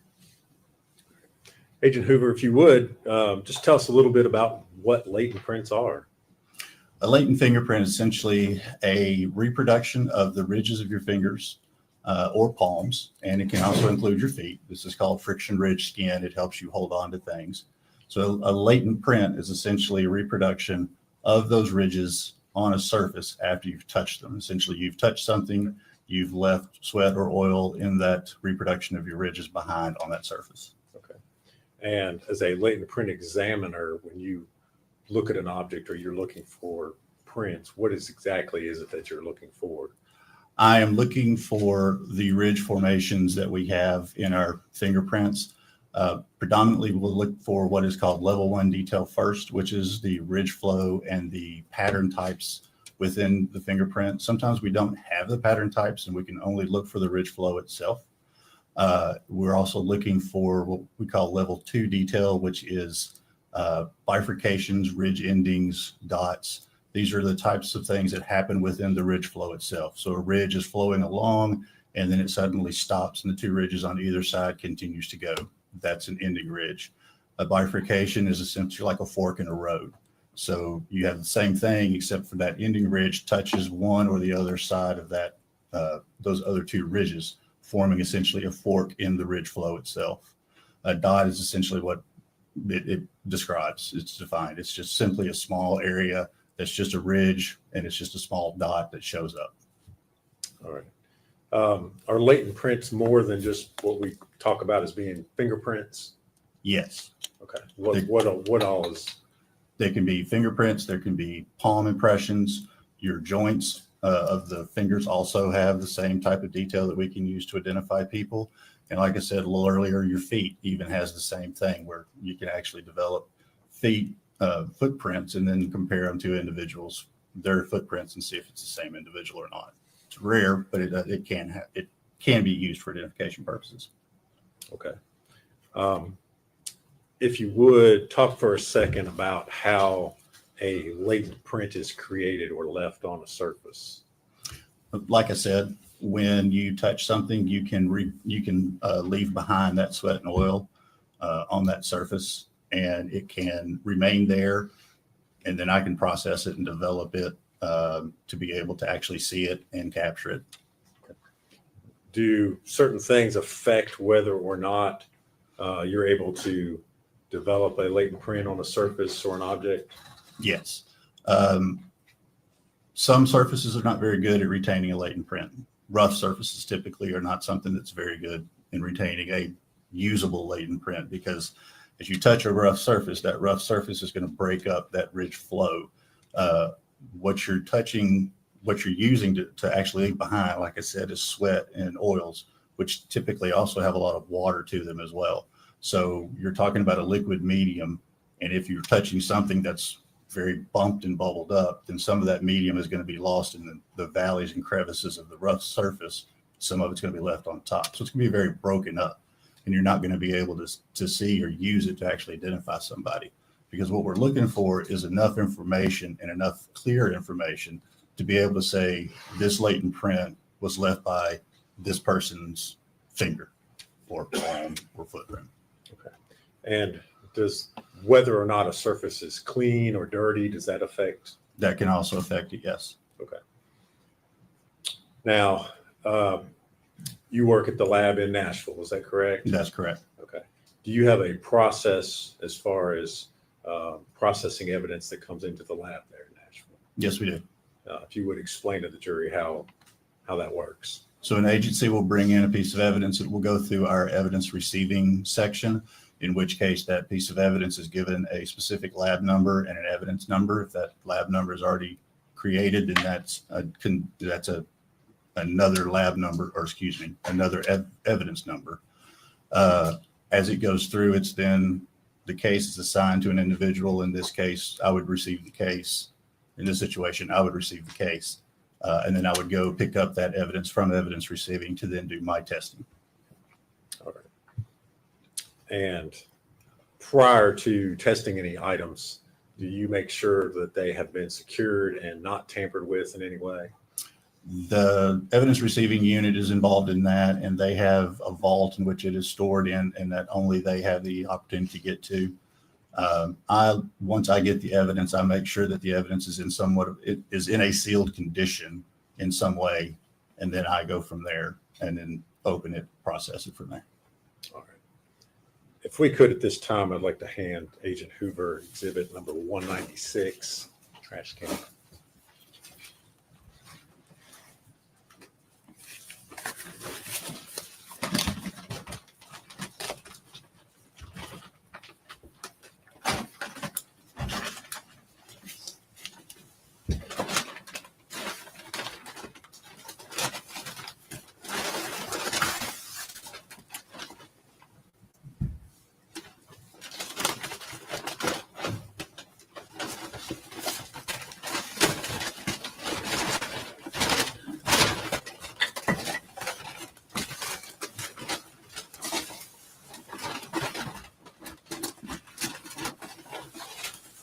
My apologies.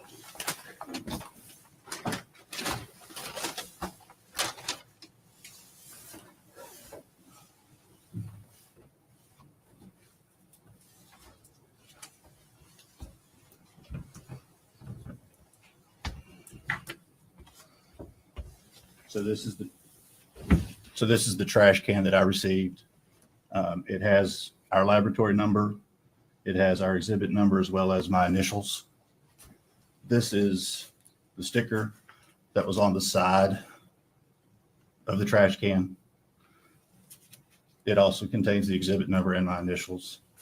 And these are pieces of the rim of the trash can that I removed to be able to process better. So at the time that you received the trash can there at the lab, the pieces that you just held up, they were actually It was a full- attached. Yes, it was a full trash can with those pieces of the rim attached to it. Okay. You removed them. They were not broken or anything like that. Is that No, correct? they were not. And you mentioned you held up a sticker. Is that like a sticker that would come from the manufacturer Yes, that was on there? yes, it was on the side of the trash can. It's a Sterilite sticker, manufacturer of the trash can. Okay. And you removed that as well? I did. Okay. All right, Agent Hoover, did you attempt to develop any latent prints off of that particular item, the trash can? I did. And if you would kind of walk us through what your approach to analyzing that piece of evidence was. May I refer to my notes, Your Honor? Is that all right? Yes.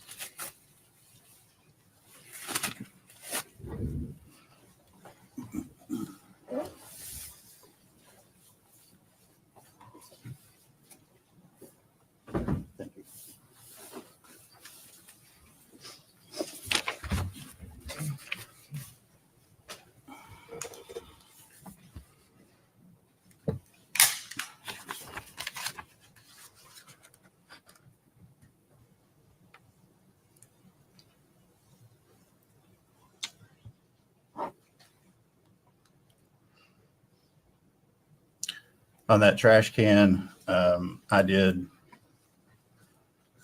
pretty much a full process of just about everything that we can do at the laboratory, or that we normally do for fingerprints at the laboratory, including super glue, dust, the Rubis system that I mentioned, the ALS, the fluorescent dyes that I mentioned as well.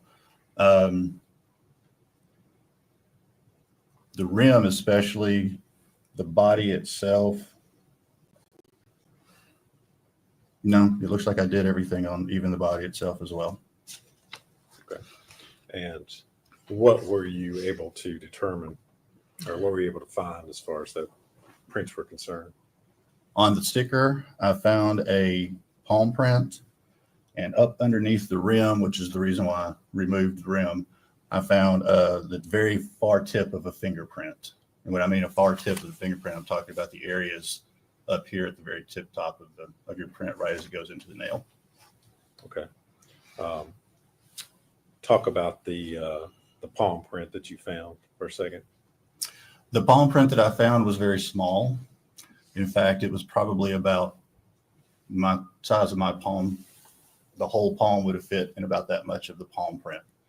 So I'm confident that it's probably a child's print. Some people do have smaller hands, and so I couldn't totally discount comparing it to some other people. But it was a very small print. Certainly didn't. Would you say it was not the size of a normal man's hand? Objection to leave. Sustained. Well, Sorry. okay. Oh. You've already stated what you thought as far as that size was concerned.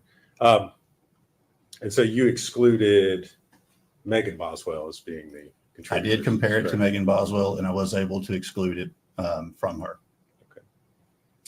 And you mentioned the fingerprint. And again, where did you locate that?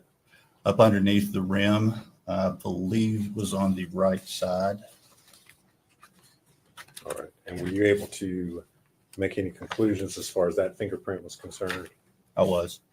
And what did you conclude as far as that was concerned?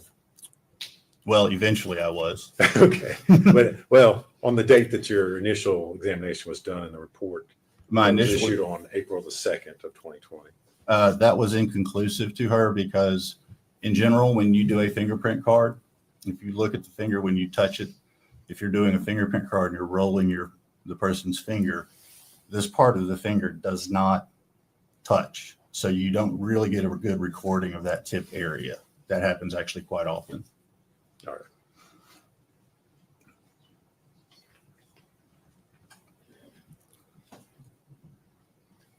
Agent Hoover, I'm going to hand you a document, ask you if you recognize that. Thank you.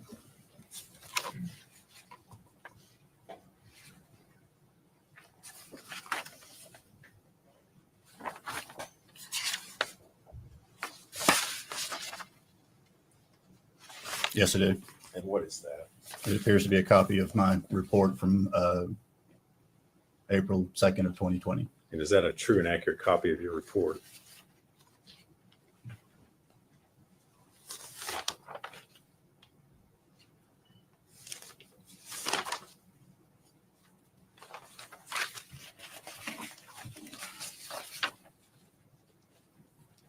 Yes, sir.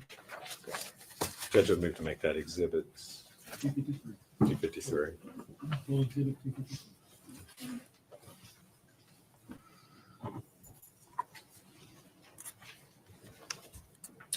Agent Hoover, you mentioned that you did not have good rolled prints of Megan Boswell. Is that correct?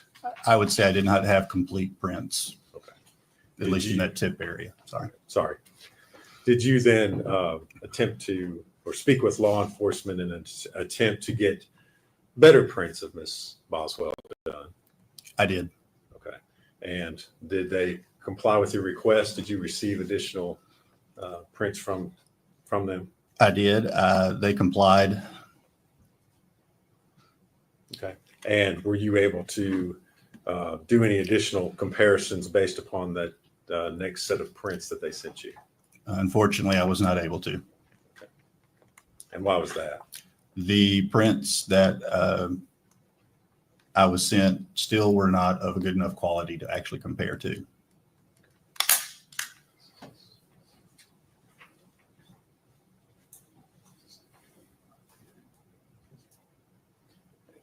And did you, Agent Hoover, did you prepare a finding in that regards? The I did. report? I'm going to hand you a document, ask you if you recognize that.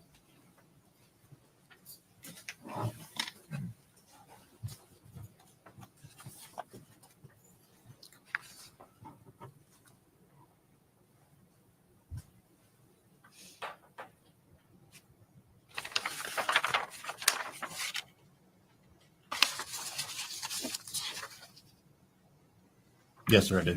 And what is it?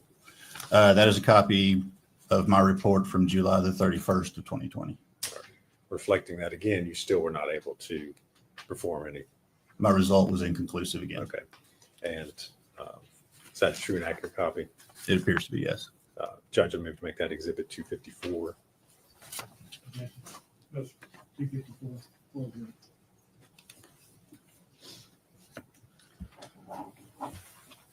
And so, Agent Hoover, did you then again speak with law enforcement? Yes, it did. And what was the nature of your conversation at that point? That I still needed better prints, especially those around the tip area. All right. And did they try yet again to get you a good copy of prints from Miss Boswell? Yes, they did. All right. Did they use a different technique this time? Slightly different. Okay. If you would tell the jury what type of technique they used.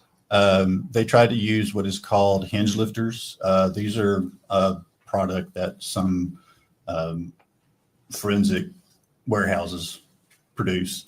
And it essentially is a small plastic, can be a square, can be a rectangle piece with tape over it. So that what happens is when you lift the tape, you're able to then lift it or put the tape over the print and then lift it, and it has its own backing already. And they attempted to do that and use, again, the same type of material to try to lift that print or to try to lift that area of her finger and send it to me. All right. And any success this time on being able to do a comparison? Unfortunately, no. Okay. And did you again prepare a report to reflect that you were unsuccessful? I did.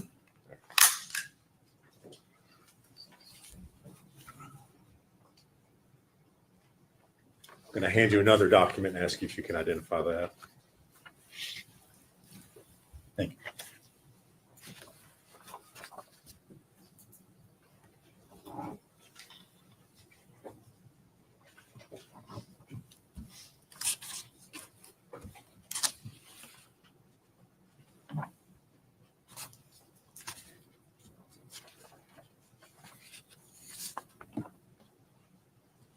Yes, I do. And what is it?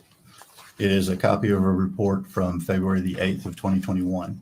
And is that the report that reflects your latest attempt to make some sort of identification? Yes, it does. Is that a true and accurate copy?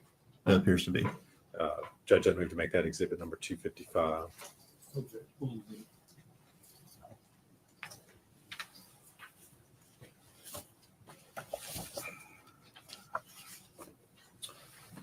Agent Hoover, at that point, what did you speak with law enforcement about what needed to be done further?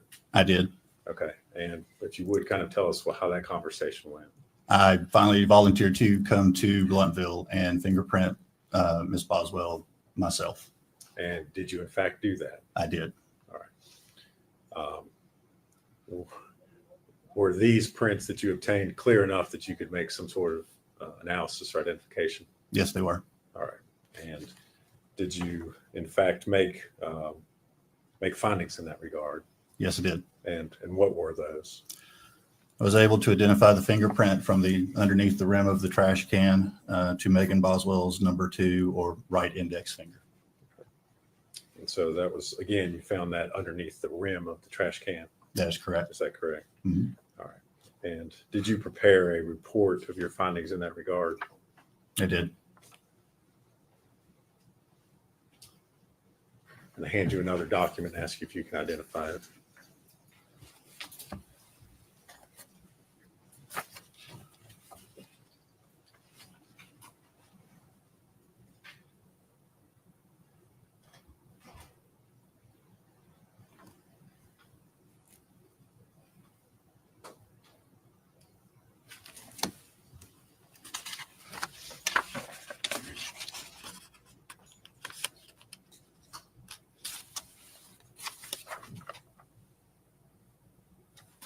Yes, I do. And what is it? It appears to be a copy of my report dated July the 8th of 2021. Is that a true and accurate copy of your report? Appears to be. Judge, that would move to make that exhibit 256. Okay. Exhibit 256.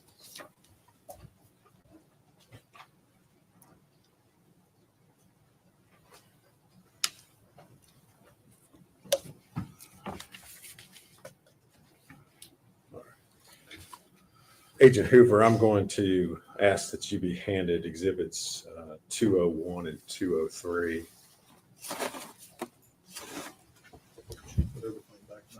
Yes, okay.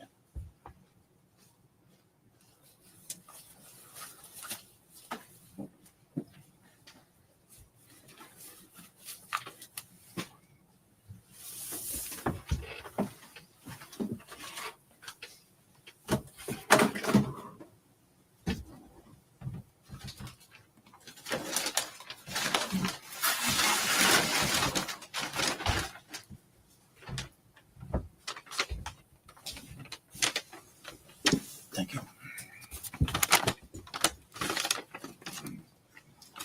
Do you recognize those items? I do. And how is it that you recognize them? Again, I have our laboratory number, exhibit number, and my initials on the bag, as well as on the box itself. And these items, were they the foil sheeting that you were requested to develop latent prints from?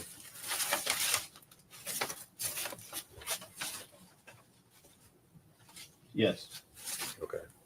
And did you in fact perform an examination on those items? I did. Okay. What was your findings initially?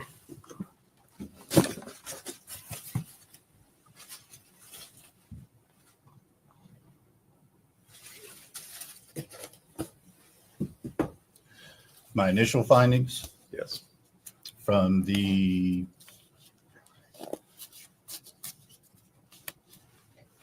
May the 10th, Yes, 21 sir. report, Yes, sir. that I did not find any fingerprints of identifiable value on the foil. Talk about the challenges of trying to develop prints off of That foil. that foil. That foil was very wrinkled, for one thing, which is also very detrimental to fingerprint reproduction. The ridges of the wrinkling will break up the fingerprint. Secondly, there was either trash or decomposition that was all over much of the foil. All of that would also affect the ability for the fingerprints to remain or to develop on the foil itself. And did you prepare a report of your initial findings I in did. regards to foil? I'm going to hand you a document and ask if you can identify it.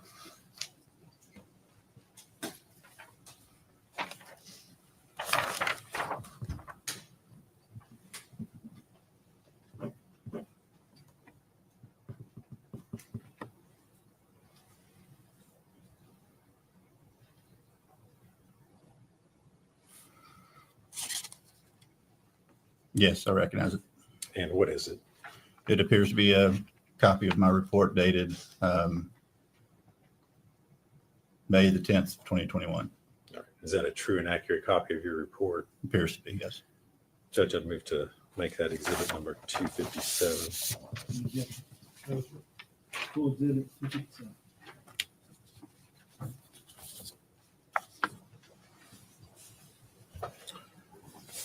Now, Agent Hoover, in regards to the foil, were you later contacted by scientists within the lab about performing additional testing on the foil? Yes, it was. And did you in fact receive that foil back in the lab? Yes, it originally went back to the Knoxville laboratory, and then it came back to us in the Nashville laboratory. Okay. And do you remember why that was? Yes, part of the original packaging was a large box, and then inside that box was these other pieces as well. And this box had markings on it that looked like it was only for forensic biology. And so I ignored that box and focused on the other pieces of aluminum foil because that's what I was understanding was to be working, to be processing. That was the actual piece of evidence. I did not know that the forensic biologist had separated one piece out because she actually saw ridge detail that would be considered fingerprints. And so she actually separated that piece out and sent it separate so that nothing got destroyed or damaged. And it was my mistake that I did not recognize that that box was actually also part of the full exhibit. Okay. And when you say the box, you're talking, it's actually in a separate, it's exhibit 203, is that correct? That is correct. Okay. And so you had not performed testing on that piece initially? No, I did not. Okay. After it was received back in the lab by you, did you perform testing on it? Yes, it did. And were you able to develop any sort of latent print profiles as a result? I developed a couple of prints on it. One print was not identifiable, meaning it did not have enough clarity or detail to be able to use to identify to an individual. One print was identifiable, and that print I identified. You're right. Yes, go ahead. Sorry. My findings on that one was that it did identify to Megan Boswell's left middle finger. So you had one print that there was no identification. You can't make any. It wasn't useful for it. No. Okay. And the only other one was identified to Megan Boswell. So That's correct. And did you prepare a report of your findings in regards to that piece of foil? I did.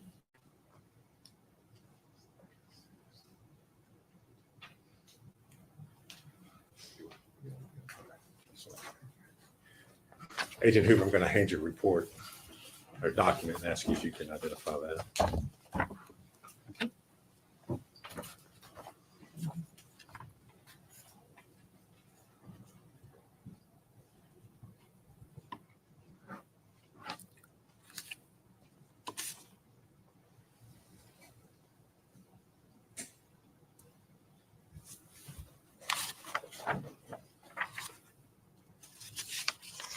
Yes, I recognize it. And what is it? It's another copy of my report from May the 6th, 2022. And is that a true and accurate copy of your report? Yes, it appears to be. Judge, we would move to make that exhibit number 258. Full exhibit 258.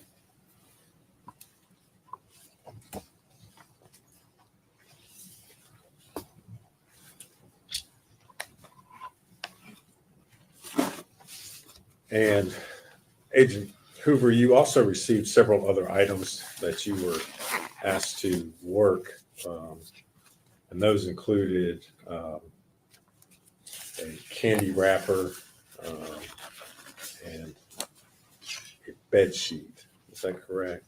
Yes, that's correct. Were you able to make any identifications or get any results from those items? The candy wrapper, I was not. It didn't have any fingerprint detail whatsoever. Didn't have any ridges whatsoever. The bed sheet I did not examine as a latent fingerprint expert or individual because the bed sheet would not be something we would typically look for fingerprints on. It's a cloth folded up item that we wouldn't actually think of a fingerprint developing on. And finally, if we could hand you exhibit 198. Plastic.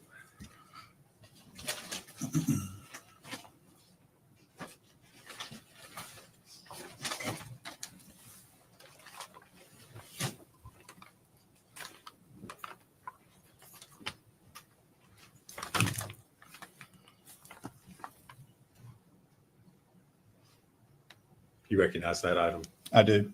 And how is it that you recognize it? Again, this one happens to be a sticker, but we have our laboratory number as well as the exhibit number and my initials. And that item is a black, if you could remove it, is that a black plastic bag?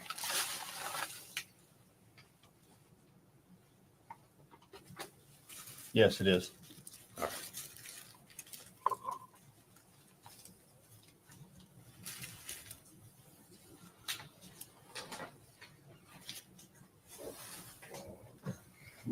And did you perform print analysis on the bag? Yes, it did. All right. And if you would tell us what you were able to find in regards to the bag.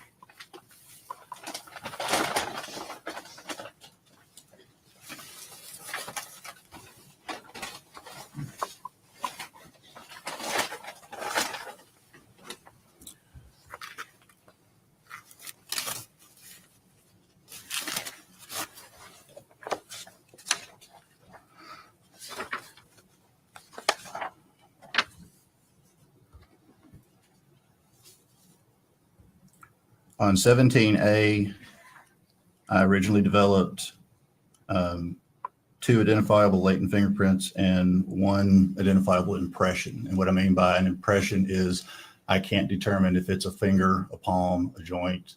I don't know its specific orientation or its specific where it specifically came from, whether it was one of those types of anatomical positions. Okay.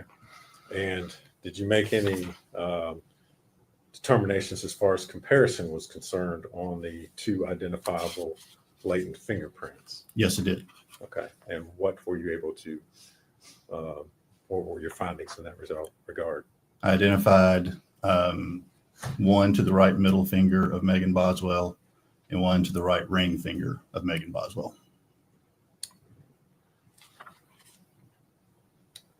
And what about the latent impression? At that time, I reported that it was inconclusive with Megan Boswell. And did you prepare a report of your findings I did. on that day? I'm going to hand you another document, Agent Hoover, and ask you if you can identify that.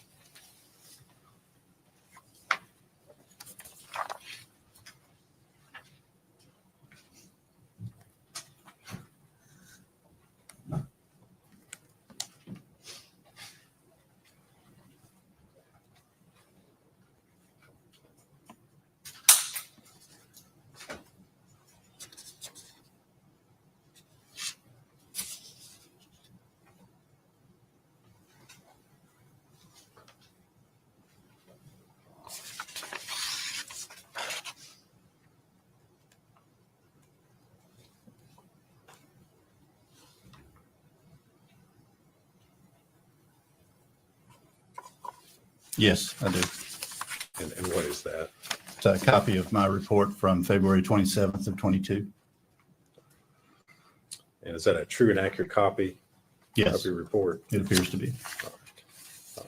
Judge, would move to make that exhibit number 259, I believe. You pulled exhibit 250.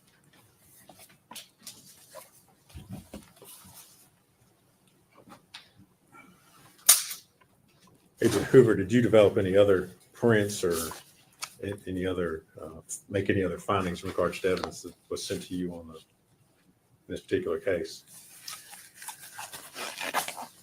The only other thing was that latent impression I eventually determined was insufficient quality for identification purposes due to its distortion, and some of the other detail and stuff was not as clear as I originally thought. Okay. And that was from the black Plastic bag. trash bag. Is that correct? That's correct. And did you make a report of that particular finding as well? I did. Okay. And was that on your report issued on May the 6th of 2022? That's correct.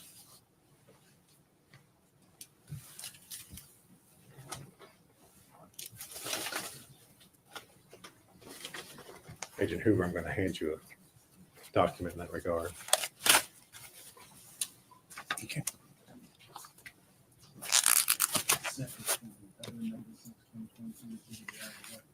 Did you already have that on?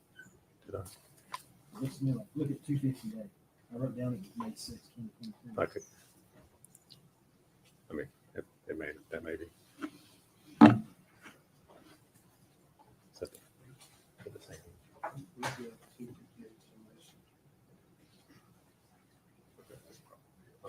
That may be the same one, Judge. Which does he have the one I just handed him? Yeah, I do. That's.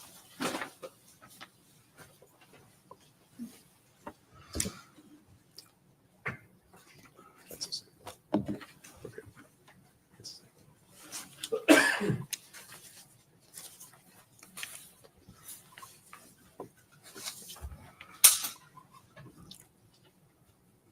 Agent Hoover, of all the exhibits that you tested in this particular case, were there any prints that you could have possibly identified? Any other prints that you were able to develop? The only one remaining is the small palm print from the trash can sticker. That you believe is from a child, is that right? It, That's what he said.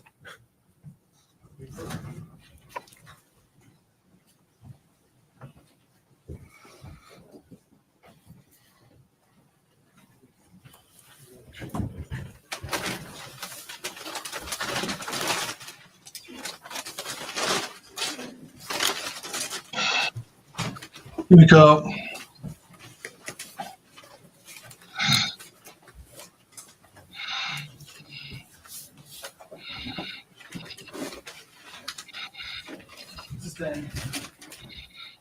So again, Agent Hoover, the only print that you developed that you were not able to identify was the small print on the side of the trash can. Is that correct? on the sticker, correct. And based on your training and experience, did you have an opinion as to whether that was from an adult or a child?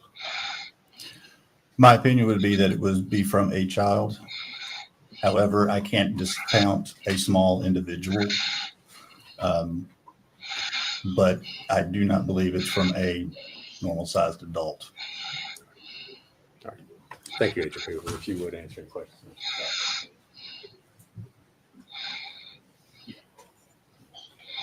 Ladies and gentlemen, we'll take about 15-minute break. Everyone stand, please. Everyone stand, please. During the break, please do not start your call. Right, so we've zoomed about 8 minutes. We've done about 8 minutes there.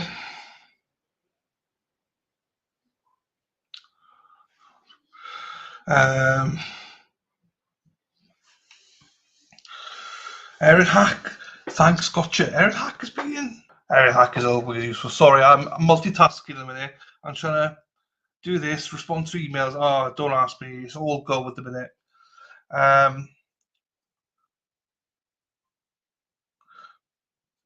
Perfect match of what?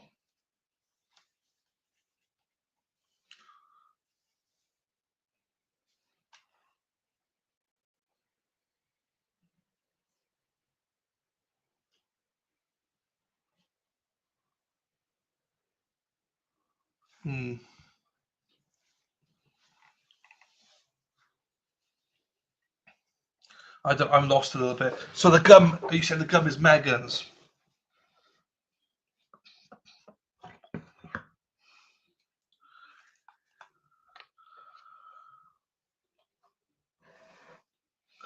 I don't like you when Aaron Hack is giving advice out. I always get scared. No, I 100% trust Aaron Hack. I love it. Thank you, Erin. I just don't know what. Sorry, I'm lost. And I've got this fucking buzz in my ear, people. It's really annoying me. Really annoying me. It's been there for over 2 months now.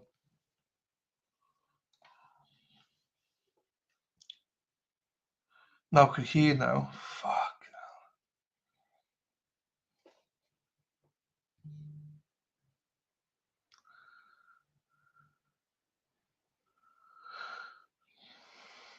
Sorry, she gets no grace from me, and I never say that. She threw her kid in and tried to spit her gum out on her. Jeepers, no way. Oh, that's disgusting.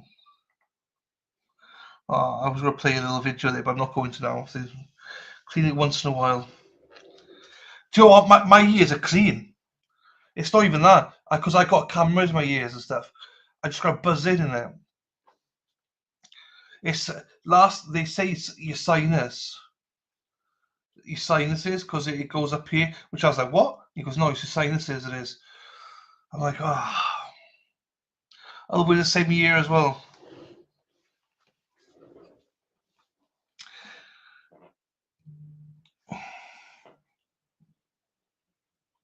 Oh, I agree 100%. I just knew we missed something. Yeah, I missed a lot. If I'm being honest this afternoon, I missed a lot.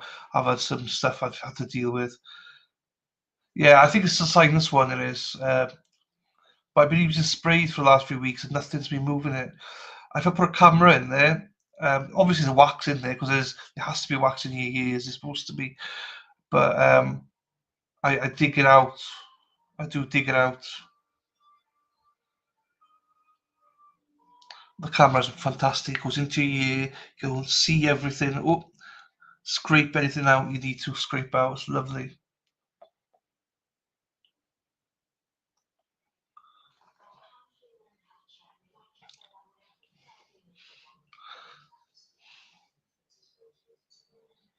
Loony Boony.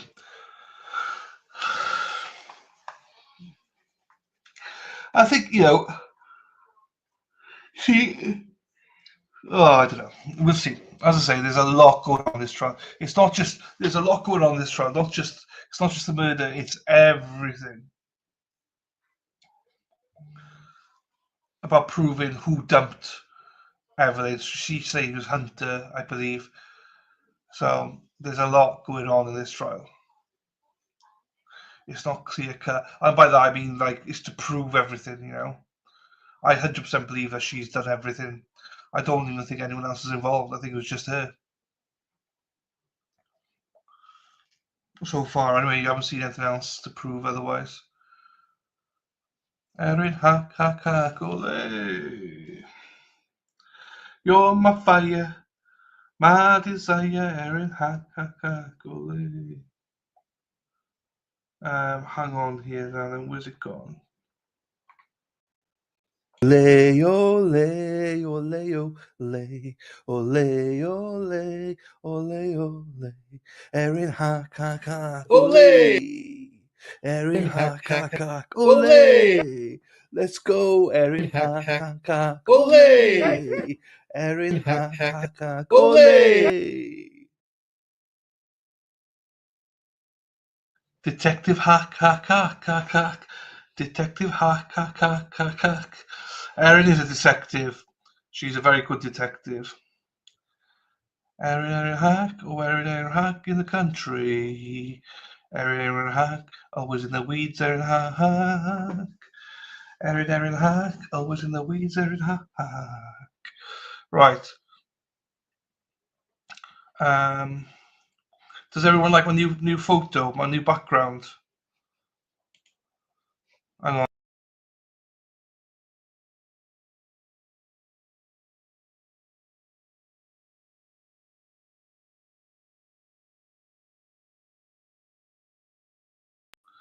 That's a nice background for the ladies. Hey ladies, hey fellas, hey ladies, hey fellas. Loves it. Thank you, Rhode Island. Thank you, Robin G. I didn't even think about giving Dennis the hung one. He's hung again. I did Dana dirty though. I deliberately did Dana dirty though, with his pink little tushy there. Toots out. Oh my god, huppa huppa. Yeah. Do you know what? That's the one thing I've lazy. I've honestly thought about it, but then do you know what? I'm like, oh fuck, I'm gonna offend somebody. So that's Kurt. Oh shit, sugar and spice. Oh no, what am I doing? That's Kurt, that is, with his credit card. Dana, yes. Dana, the Speedo man in pink. I used to work customer service and would hate when women pulled money out of their bra. I wouldn't touch it. I know, don't blame you. Scott's bits I am covering, I think. But yeah, mine you can't see. Dana's I've done him dirty. Dennis, I've done him well again. He's hung like a donkey again, like a horse. And then Kurt, I think I've done him a little bit dirty as well. He's got phones and everything in there to try and make it look bigger. Sorry, Kurt. Thankfully, Kurt doesn't partake on YouTube that often, so I can get away with it. I would touch some, Mexi, if it came out of a woman's bra.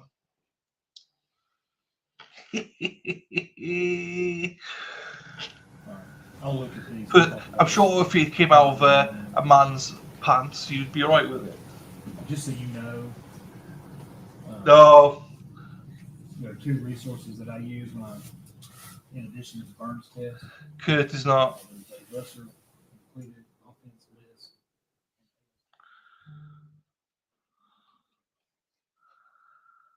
Hey now. Let's listen in. Hang on. I had went by Judge Tipton's outline, and it does go back a ways, but I don't think it's been overturned at least.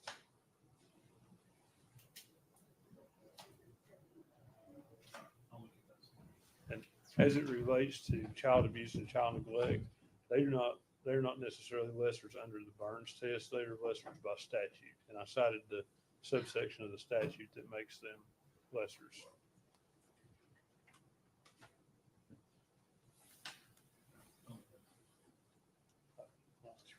We need to approach Judge if we could.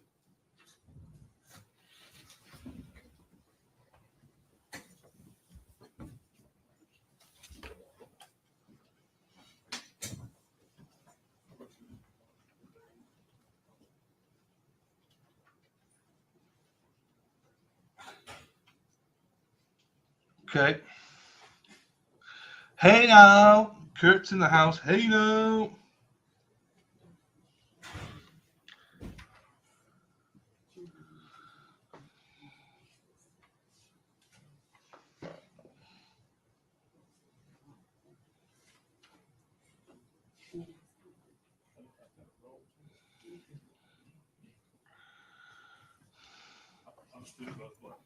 I mean, I don't know if it matters. I don't know what you're using it for exactly.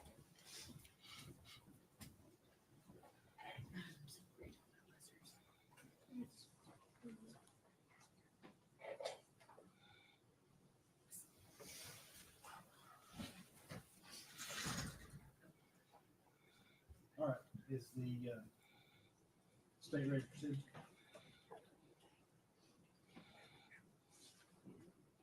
State's ready, yes, Judge. Sorry. State's ready to proceed? Yes, sir.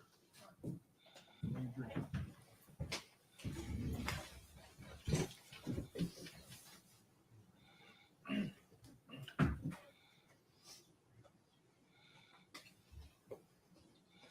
Everyone stand, please.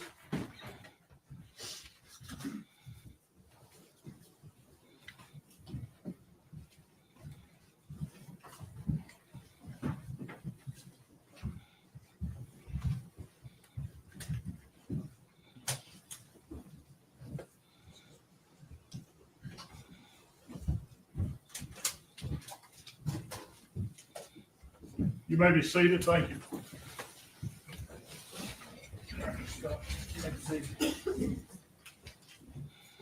Good afternoon, Mr. Hoover. How are you? Good. How are you? Good. My name's Gene Scott. Nice to meet you. Nice to meet you. I want to talk to you about that palm print that was discussed earlier. You did not include in your report exhibit number 253 that was a small palm print. Is that correct? That's correct.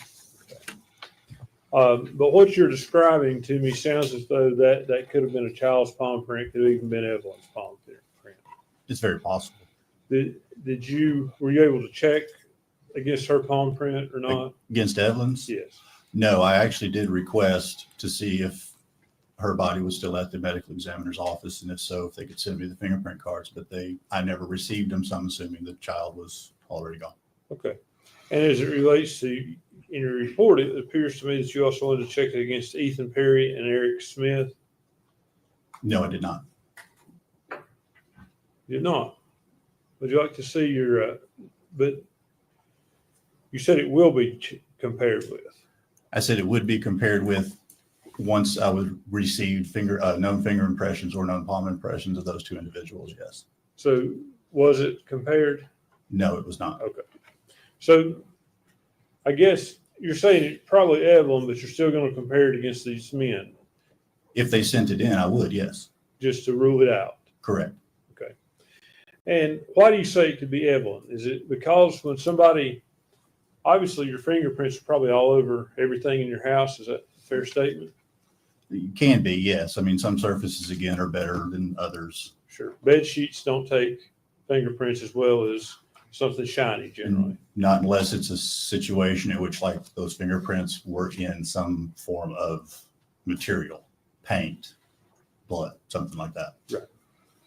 So it wouldn't be uncommon, in your opinion, for someone's fingerprints to be on items in their home. No, that's common.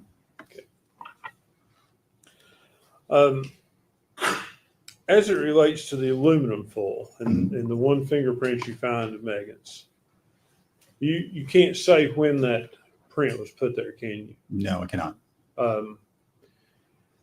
It's possible it was on the aluminum foil before the foil was placed on the child. I have no knowledge of that one way or the other. It would be possible. That's a possibility. And again, you have no knowledge one way or the other if the print was, when the print was made there. No, that's correct. How long would the print stay there? That's something you really can't determine, depending upon the situation. If the print was protected and like in a closed off space inside of a box, like a keepsake box or something like that, it may last for quite a while. In fact, I had one that they know of. It was a ex-wife's fingerprint in a case, and it was on a box that hadn't been touched for 5 years, but it was in a closet inside a box. It was perfectly protected. Once you get into places where you have water, rain, heat, cold, different things affecting the actual piece of evidence, you're not going to have typically a longer lifespan of that fingerprint. What do you describe as a longer lifespan? If I left a fingerprint here and then immediately did that, I could wipe it away right there and it would be gone. If I had something like on a beer can on the side of the road in the summertime, it may bake it off fairly quickly. If it's not raining or anything, but it's cooler, it may last a little longer. That's what I'm saying. There's no real evidence that shows us how long one will stay on a surface of something in a specific amount of time. It sounds to me like you're saying cool and dry preserves it better than hot and wet. Yes. Typically.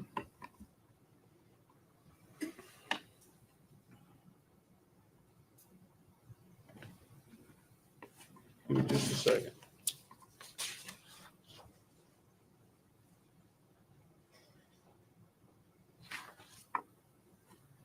Let me ask you about latex gloves. Latex gloves, will they prevent the leaving of fingerprints? They can, yes. So is that something that someone would do to not contaminate evidence or not leave their prints on something? That's correct, yes.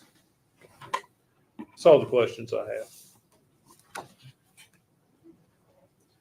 Nothing further, Judge. Is he free to go? He is for the state. Is he free to go? Oh, yes, sir. Thank you, sir, for your testimony. You're released from your subpoena. Thank you.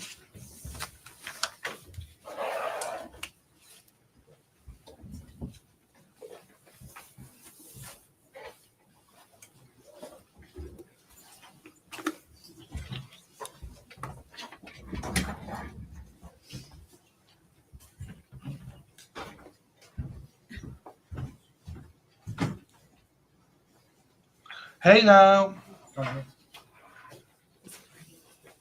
Dr. Matrina Schmidt. Dana, do you like your Speedos, pink Speedos?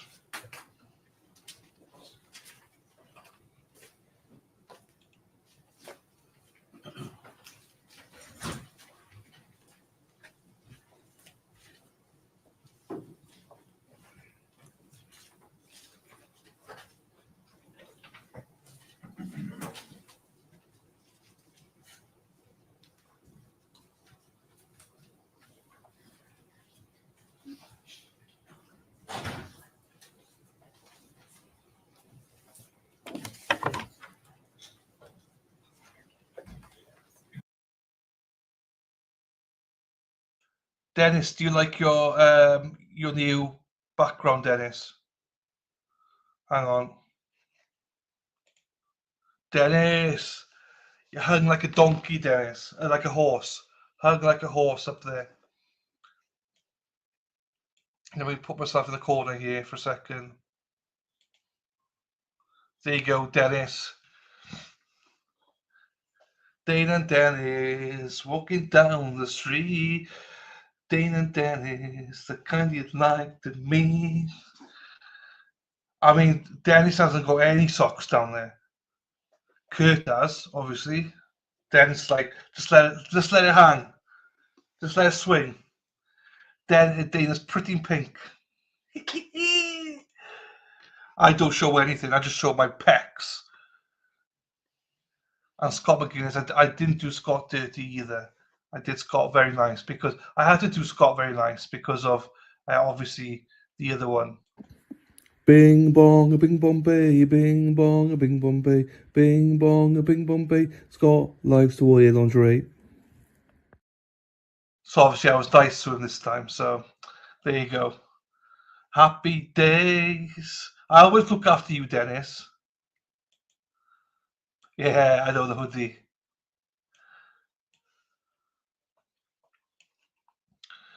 Hey, hey. Hey, hey, it's the Sweeneys. They love swinging around. Dennis and Brenda. We love both of them. Right, let me get this back up then at the stage.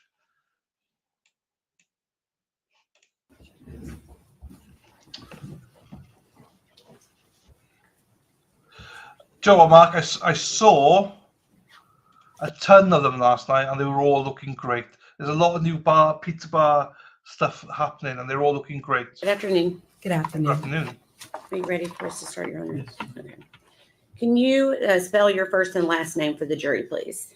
My first name is Matrina, M-A. No, you don't. No, you don't. Otherwise, you know, Brenda, that's all that matters. You landed Brenda. That's all that matters. T-R-I-N-A.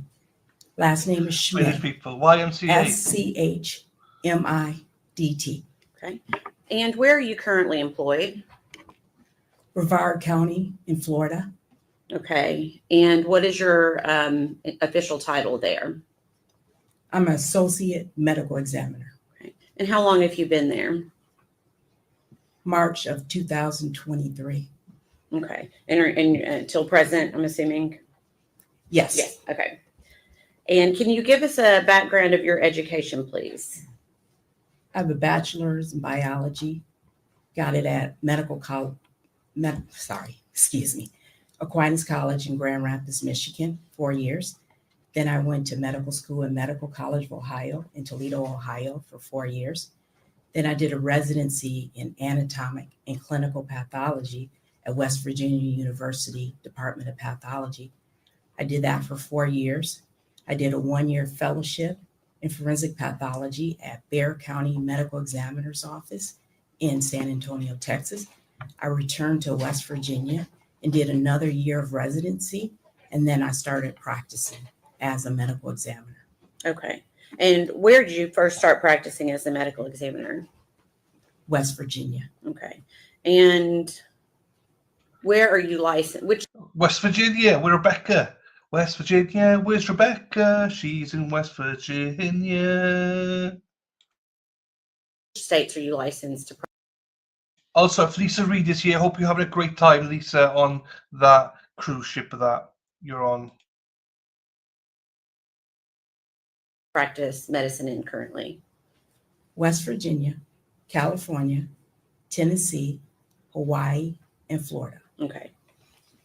And so that would go to say that in 2020, were you also licensed to practice medicine in the state of Tennessee? Yes. Okay. And are you board certified in the field of forensic pathology? Yes. Okay. Do you maintain memberships in any medically related societies? Yes. Okay. Can you, have you published any scholarly materials in the field of forensic pathology? No. Okay. And you stated that you're currently employed as a forensic pathologist, correct? Yes, Okay. Can you tell the jury what you do as a forensic pathologist? I perform medical legal autopsies to determine the cause and the manner of death. Okay. Have you previously been qualified as an expert in the field of pathology and in your role as a forensic pathologist? Yes, Have you been so qualified here in the state of Tennessee?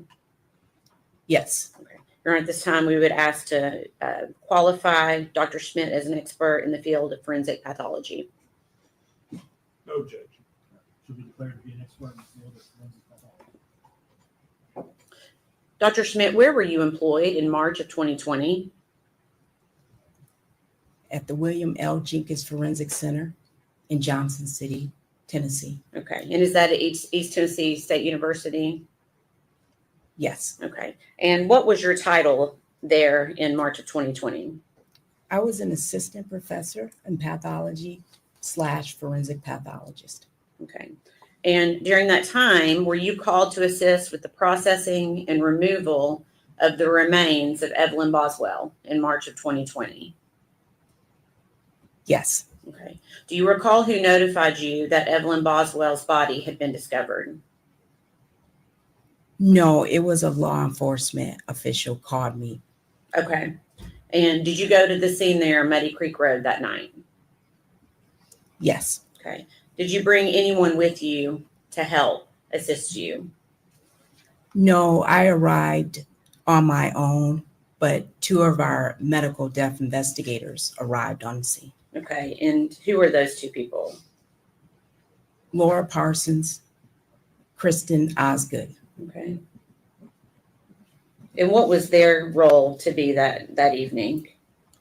They're the medical death investigators. They investigate the scene, the death.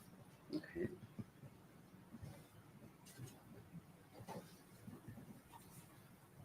And was law enforcement present when you arrived that evening? Yes, Okay. Do you recall what time of day you arrived? I do not. It was evening. It was Okay. dark. Dark outside. Okay. Where was Evelyn's body located at the time of your arrival? It was in a playhouse shed and inside a trash can. Okay. So her body was still within the trash can when you arrived? Yes, Okay. And did you observe or assist in the removal of Evelyn's body from the trash can?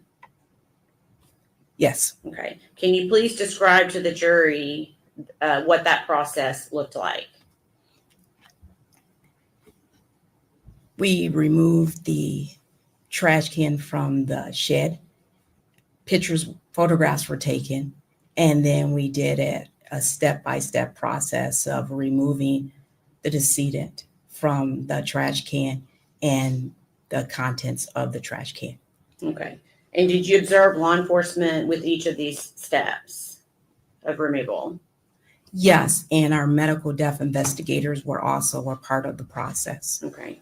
And was this at your direction or at someone else's, the process that they used? We had discussed the direction we were going to take prior to removing the trash can from the shed. So I was directing it, but I think we had all had a discussion on the best way to handle the process. Give me just a second.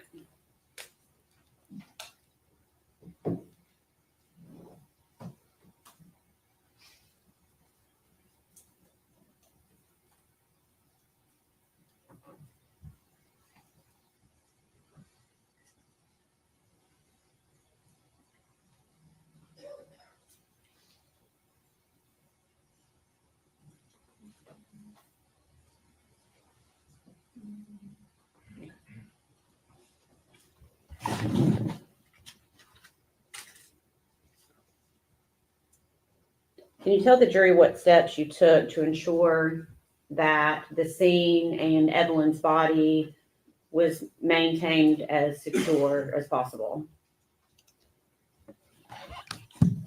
TBI was present, our medical death investigators, and everything that we removed from the trash can, in addition to the decedent, was photographed and it was written down as evidence. Okay. And how did you protect the body from contamination?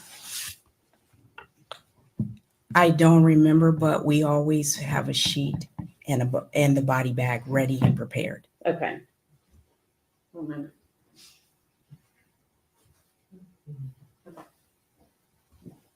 Can I please see?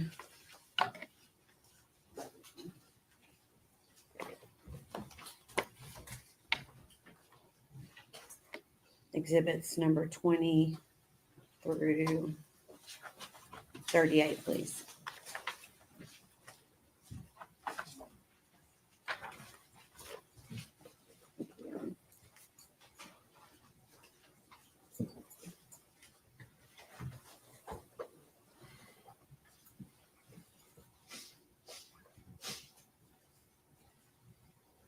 In the past, what's been previously marked as exhibit number 21.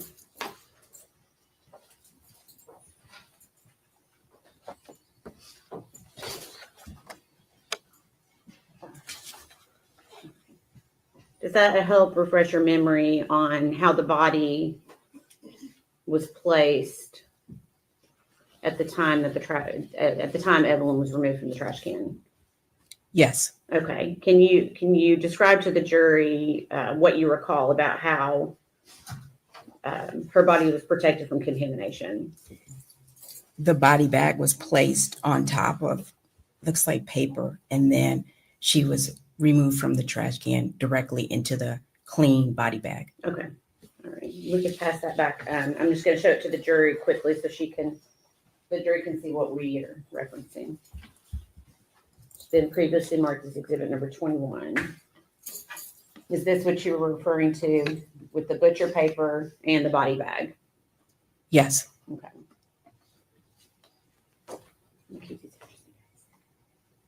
Okay. So at some point, Evelyn's body was going to be transported to a different location, I'm assuming. Is that right? Yes. Okay. And where was her body transported? The Forensic Center in Johnson City. Okay. And are you the individual that performed the autopsy on Evelyn Boswell? Yes. Okay. And was that also performed at the same location in Johnson City? Yes. Okay. Can you please describe the process of this particular autopsy for the jury? We re-photographed the body. We collected evidence from the body and we removed the clothing, and I performed the autopsy, starting with an external examination, then an internal examination. Okay. Was it more difficult due to the state of Evelyn's remains?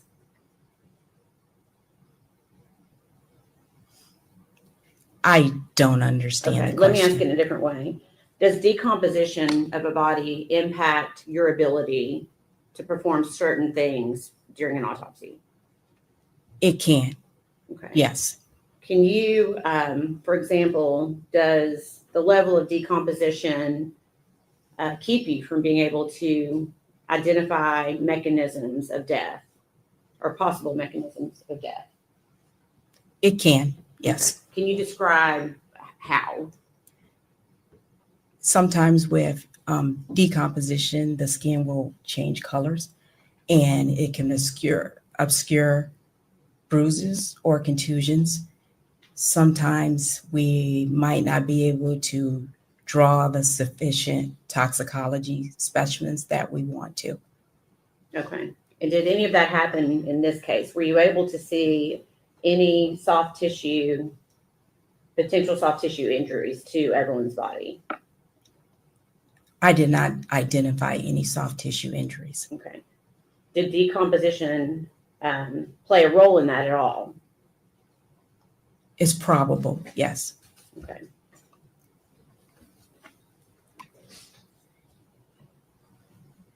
I know you stated in your report that there were leaves in Evelyn's hair. Is that correct? Yes, Okay. And you were also at the scene. Did you observe leaves at the scene that night? yes, there were numerous leaves inside the shed playhouse. Okay.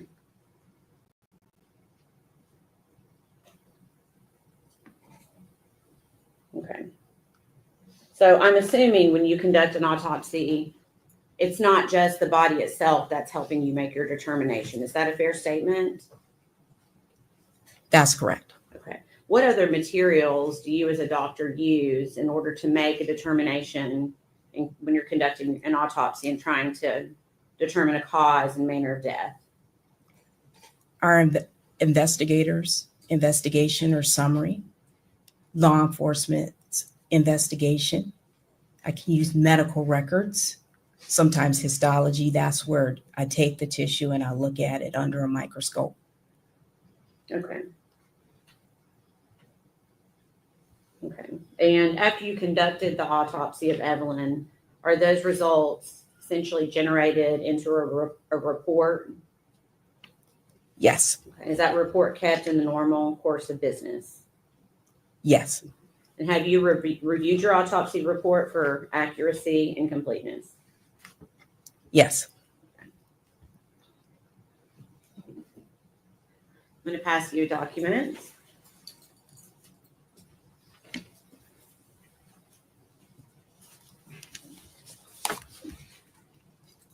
I'll give you a second to look and see if you recognize that.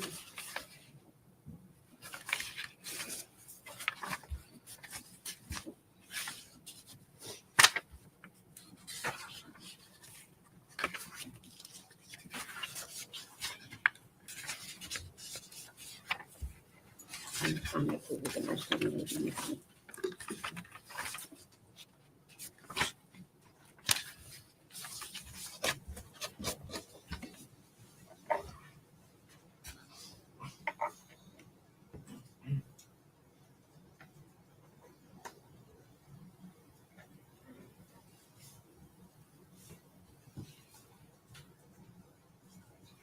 Oh, okay. Are you able to identify that document? Yes, Okay. Can you tell us what it is? it's the autopsy report I prepared on Evelyn. Okay. And is that a complete and accurate copy? Yes, Okay, Your Honor, this time we would ask that be made exhibit number 260. Go, Judge. Full exhibit 260.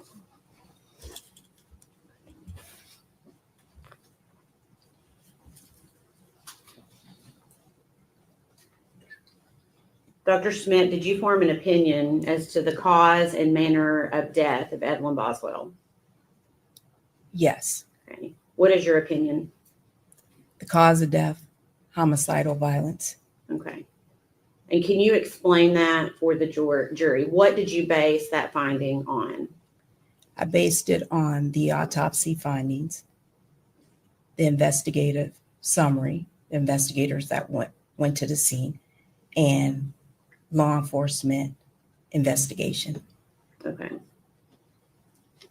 Hypothetically, if Evelyn was alive when she was placed in the trash can, is positional asphyxiation likely? Yes, Okay. Can you tell the jury what positional asphyxiation is? it's your body's in a position that compromises your breathing.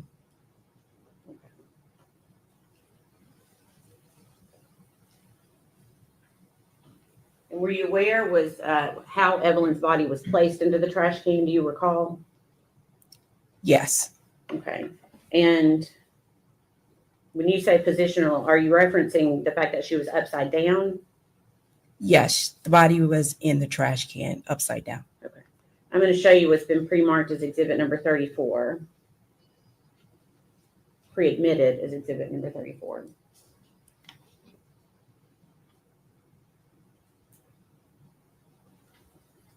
Okay. Okay. So hypothetically, if a blanket is pulled up over the face of a child who's then placed into a trash can upside down, could the blanket itself cause some type of asphyxiation? Yes. Okay. What about the trash bag that Evelyn's body was in? Could the trash bag itself cause some type of asphyxiation? Yes, if it covered the airways, the nose and the mouth. Okay.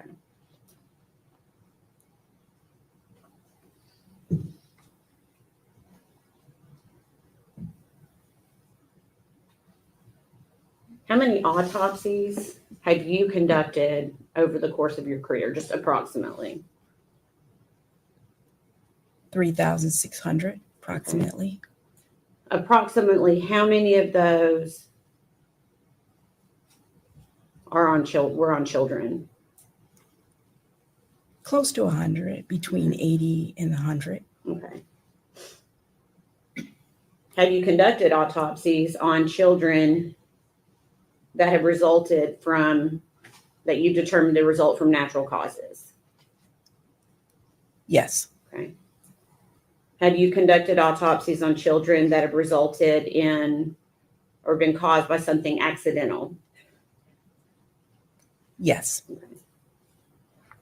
So if I gave you a hypothetical that Evelyn Boswell was sleeping in a bed with an adult or two adults and a rollover sleeping episode occurred, is that something that you would consider as being a possibility for her death in this case? Do you want me to rephrase the question? Yes, please. Okay. Is a rollover incident possible, a co-sleeping rollover incident possible, explanation for Evelyn Boswell's death? My opinion, no. Okay. And can you explain why that's not a possibility? Evelyn is an older child, and typically we see the overlay in younger children. It's certainly possible, but with the investigation of the scene and law enforcement investigation and the way she was found in a trash can, I don't have the opinion that it was a co-sleeping, bed sharing, or overlay. Okay. Is there any scenario that I could give you that would change your opinion about the cause and manner of the death of Evelyn Boswell? I don't know if I could answer that. Okay. Do you, hold on one second.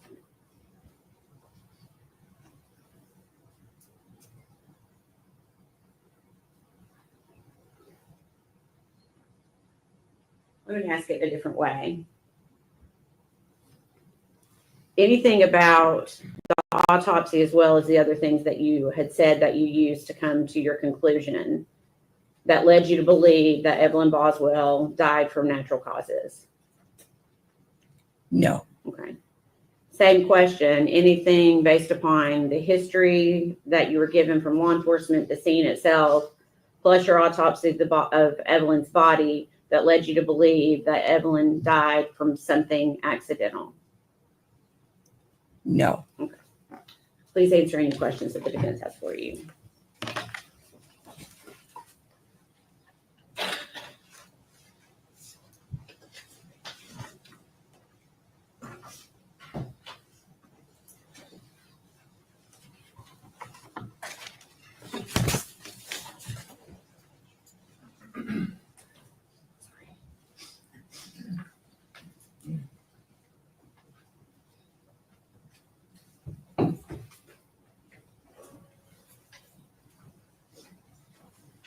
I'm lost for words. I have no words. That's heartbreaking.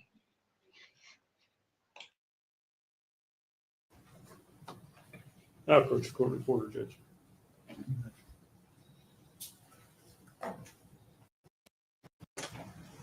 It's good to see you again. I do have some questions about your report and your conclusions. And I guess I'd like to know what you relied on in forming your report. You talked about the investigations of law enforcement. Obviously, you did an autopsy on the body. Did you go through Evelyn's medical records, the OB records from when her mom was pregnant with her, and her pediatrician records? I routinely go through the medical records. I remember going through the pediatric records, but I don't remember the OB/GYN, but I might have went through them. Do you think it would have been helpful to have done that? Yes, I always review the medical records on children.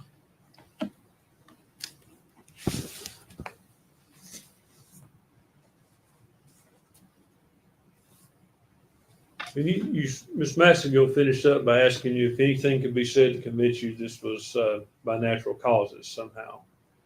And it's your opinion it could not be, I assume. Based on my autopsy examination, no. Let's talk about your autopsy examination. Are there any medical findings of a cause of death, or is it simply the way the body was placed? There are no natural medical disease processes to support her death. Yet there are no medical bases for her death based on your autopsy, are there? For instance, give me a hypothetical. If the child were found laying on a table as opposed to in a trash can, would anything have changed about the findings you found in your autopsy report about her medical conditions?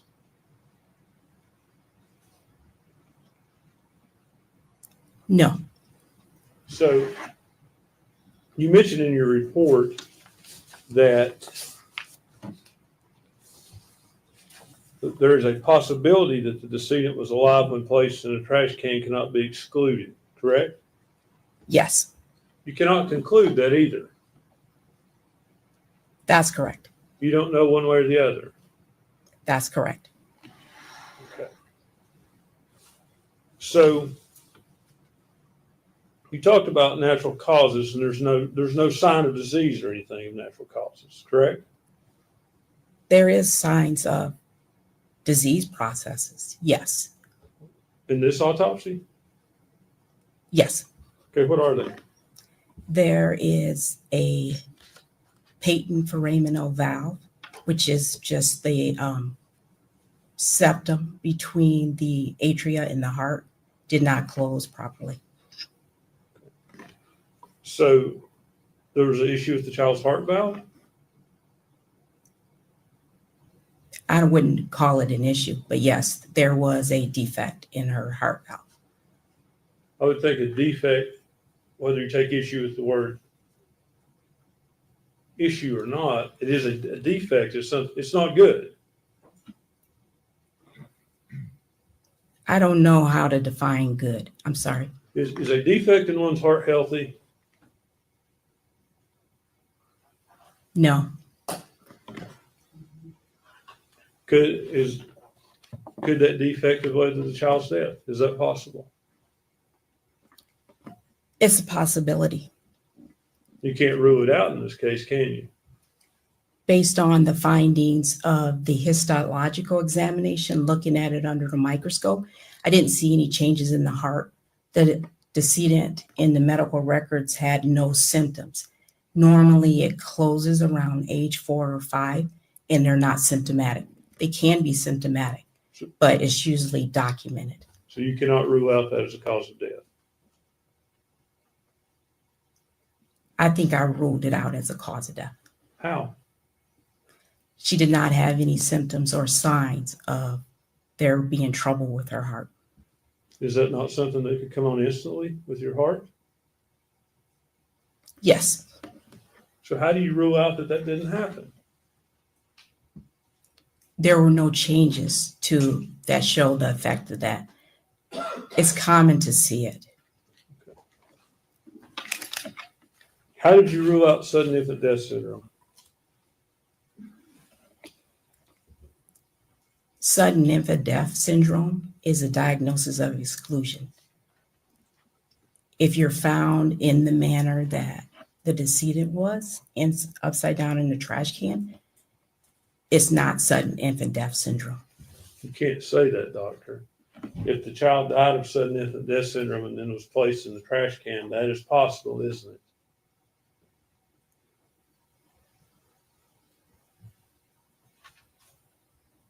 Usually they die around 9 to 10 months is the upper age, but yes, you're right. It could be a sudden death and then placed in the trash can. It could be possible in this case. I wouldn't rule it a sudden infant death syndrome.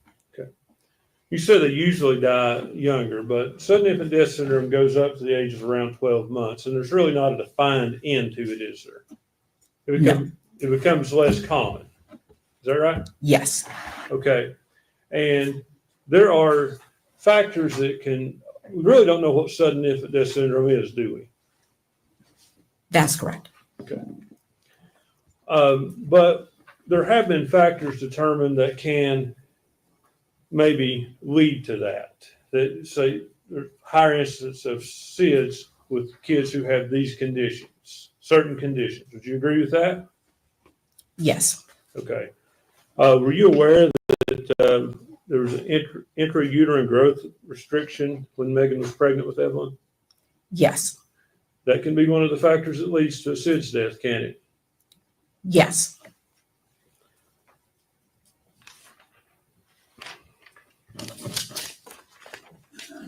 Were you also aware that as of her 10-4 visit, Evelyn suffered from acute pharyngitis?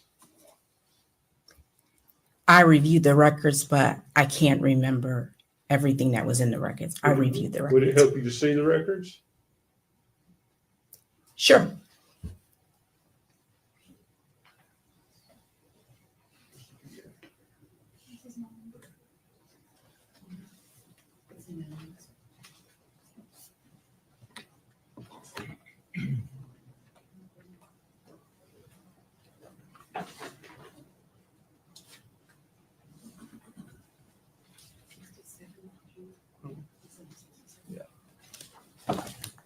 Withdraw item 67, please. Okay, may I show this to the witness?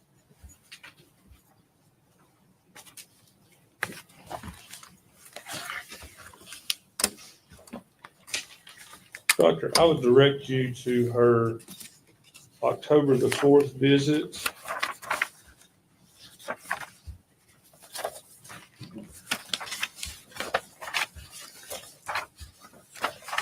Page 37 and 38.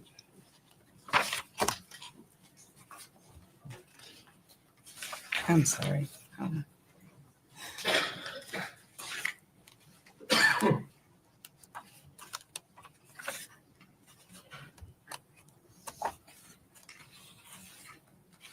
Is it towards the back? I'm sorry. Yeah, 37 of 38, if you look at the page numbers on the top. Oh, right-hand I corner. see. I'm sorry. Click. Okay. Child suffered from acute pharyngitis, is that correct? Yes. Okay.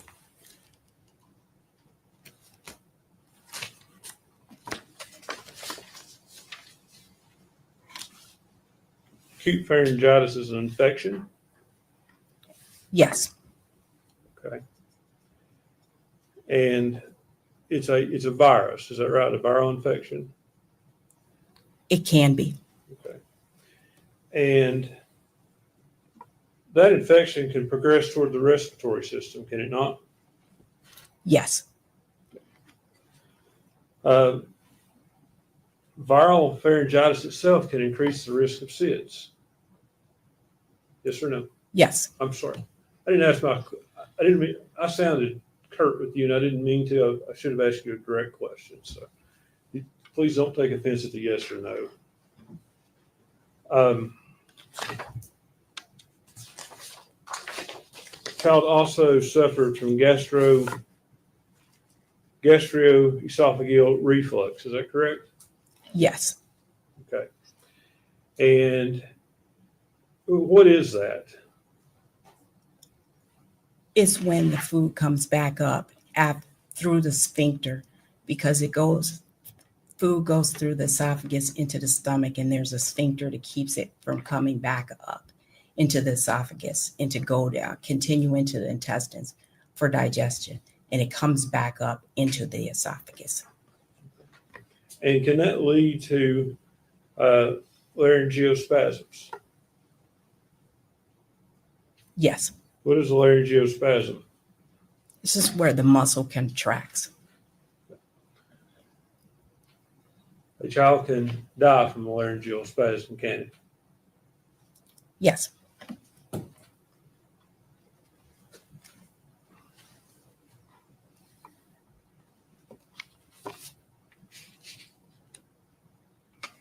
Child also suffered from ankyloglossia.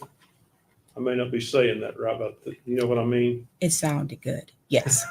Okay. What is that? They call it tongue tie. Your lower frenulum is not long, it's short. And so they really can't poke their tongue out very far. The research shows that can lead to an increased cause of sudden infant death syndrome, doesn't it? I don't know. You don't know one way or the other? I don't know one way or the other. So with all that said, this child is in a state of, the body's in a state of decomposition. That's correct. You can't rule these things I've asked you about out as the cause of death, can you? I ruled them out as the cause of death But how? Based on what? based on the autopsy examination and the circumstances surrounding the death. Please tell me what medical evidence in the autopsy report rules them out. I'm not talking about the child is found in a trash can. What medical evidence in that report rules those things out? You can't rule out SIDS with an autopsy, can you? Remember, I'm going to ask that he asks only one question at a time. Yes, sustained. Sorry.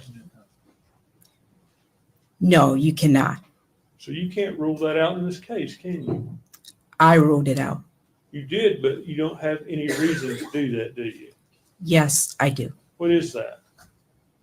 A forensic examination is not based only on the autopsy. The autopsy helps you out. It's based on all the circumstances surrounding the death.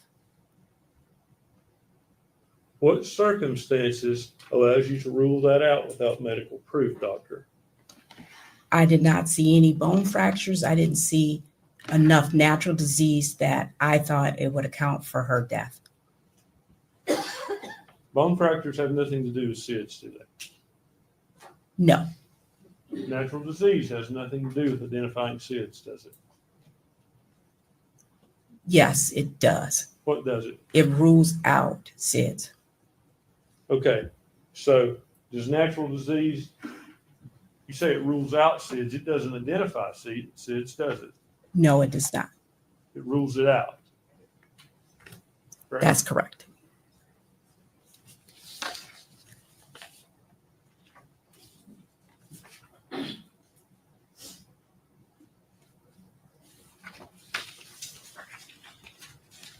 How did you rule out co-sleeping and being rolled on in the bed as a cause of death? I used it based on the circumstances surrounding the death.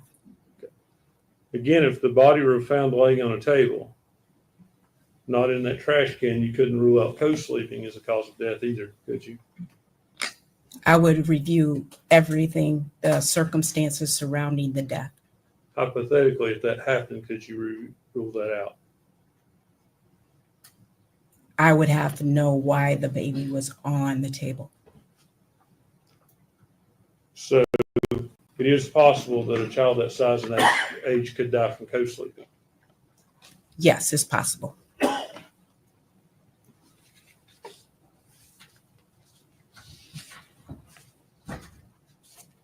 Let me ask you about the leaves you talked about in the baby's hair. Yes, Okay, was that wrapped up under the blanket in the tinfoil? yes, So you testified that there were leaves in the shed. yes. Are you saying inside of the shed? Yes,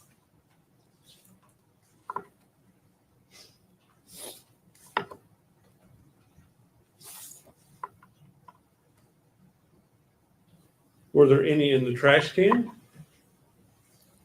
I don't remember that. I don't recall that. I'm sorry. Okay. So,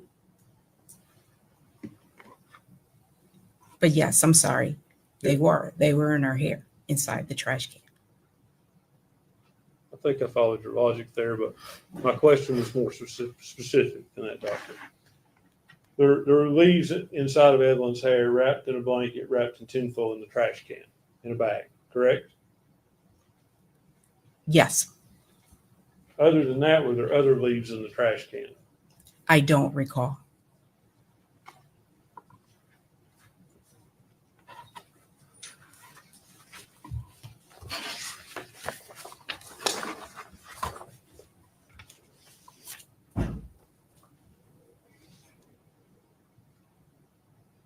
So when you describe this death as homicidal violence, you describe that as based on the child being found in the trash can. Is that correct? And the investigation, yes. Okay, but not your medical findings. Yes, my medical findings in There were- addition. There were no findings of violence in your autopsy, were there? Yes, the decedent was found upside down in the trash can. Okay. Were there any broken bones? No, Okay. At this point, soft tissue, it was hard to determine any kind of damage to soft tissue. Is that fair? that's correct. So there were no medical findings of violence in your report, was there? Yes, the decedent was found upside down in the trash can. I'm sorry. I'm asking.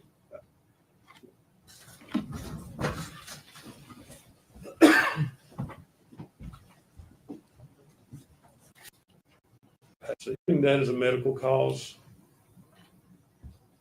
No, So medical causes that and medical diagnosis that you have, there is no medical issue showing this is a homicidal violence, is there? no,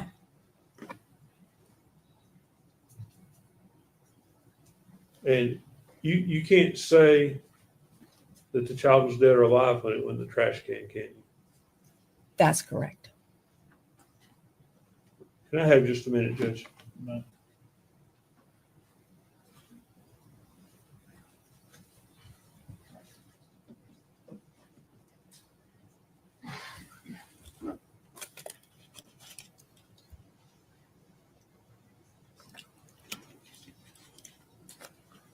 Let me ask you this, Doctor. You talked about leaves in the shed.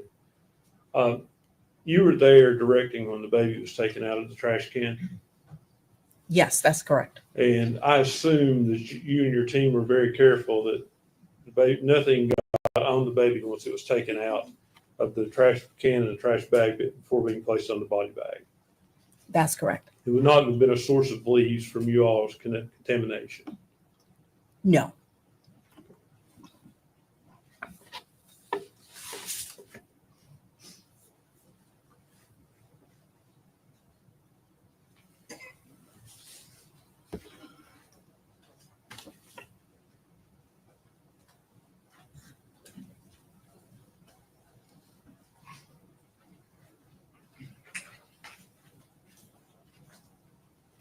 So, Doctor, based on your medical findings, not based on the baby being found in the trash can, but based on medical findings, is there anything to support abuse as a cause of her death?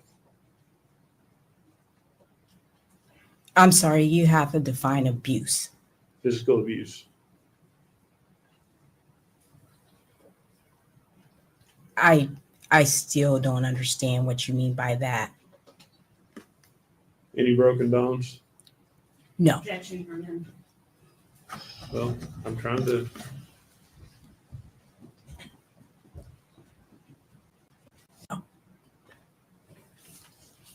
Judge, that's all the questions I have. Dr. Schmidt, thank you and good to see you. nice to see you. Redirect. No, Your Honor. she released from our team? Like I say, yes. Mr. Scott? Yes, sir. Dr. Schmidt, thank you for your testimony today. You are released from your subpoena and Thank you. She was good. I liked her. They call Dr. Milnik. I liked her. She was confident in her answers. I think she was just like, I'm just going to tell you the truth, you know. When she first started, I was getting a little bit annoyed when she was like pausing. Yes. Yes. But then I suppose that's the way she is. So that was fine. As long as you tell the truth, I don't really care. So, Hack stuff, just reading your stuff. Fucking Erin Hack. Erin Hack, she drives a bus, yellow bus, yellow bus. Erin Hack, she drives a bus all day long. Lazy thinks she was good as well. For you.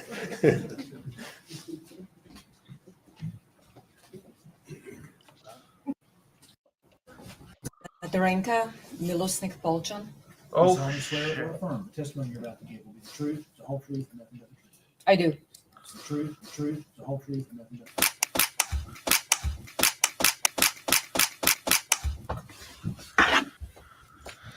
Doctor, good afternoon. Good afternoon. If you would say and spell your full name for us, for the record, please. My first name is Darenka, spelled Darinka, and my last name is Milosnik-Polan. Milosnik is spelled Mileusnic. Polan is Polchan. Thank you. And where are you employed? I'm the chief medical examiner for Knox and Anderson counties and the chief medical officer for the Regional Forensic Center in Knoxville, Tennessee, and also hold the position of clinical assistant professor actual associate professor of pathology at University of Tennessee Medical Center in Knoxville. And how long have you held those positions? I've been acting chief and chief since 2008. I've been in Knoxville since 2002. All right. What, if you would give us a little bit about your education that allows you to hold those positions? So I graduated from medical school, University of Rijeka, Rijeka in Croatia. It's a 6-year medical program with the last year of internship because it's a different kind of system of schooling in Europe.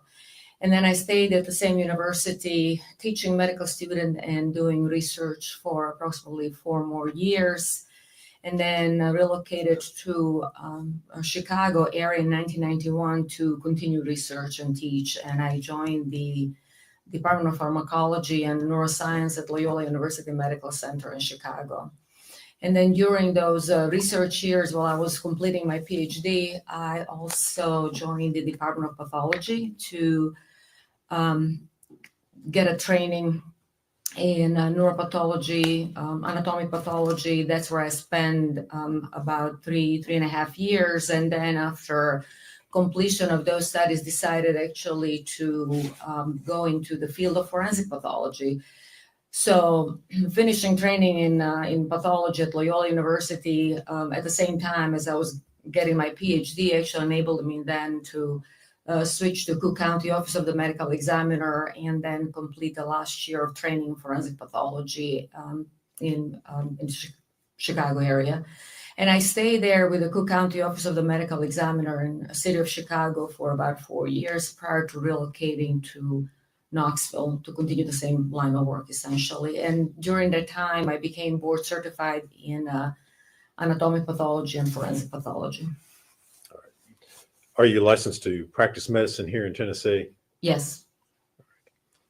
And are you certified in anatomic pathology and forensic pathology? Yes, I am.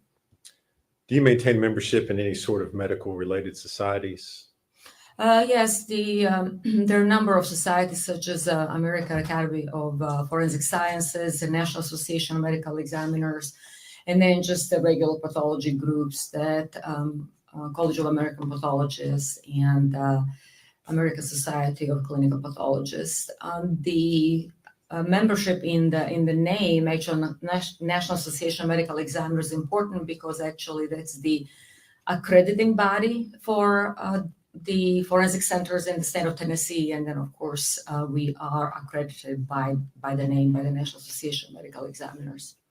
All right. Have you published any scholarly materials in the field of forensic pathology?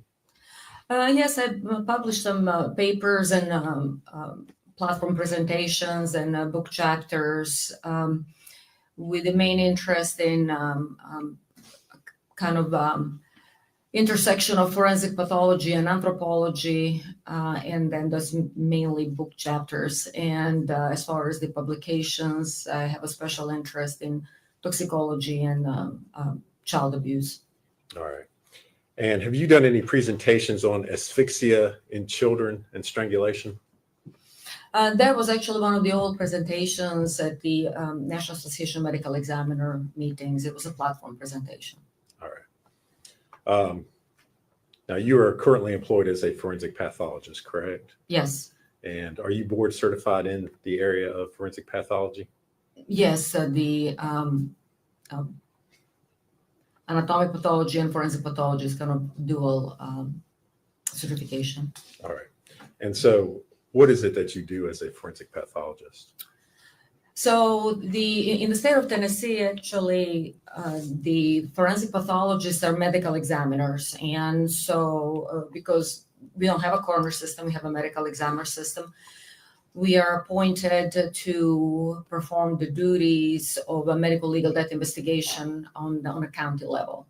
So essentially, that's what I do. I investigate with the help, of course, with the rest of the staff in the office.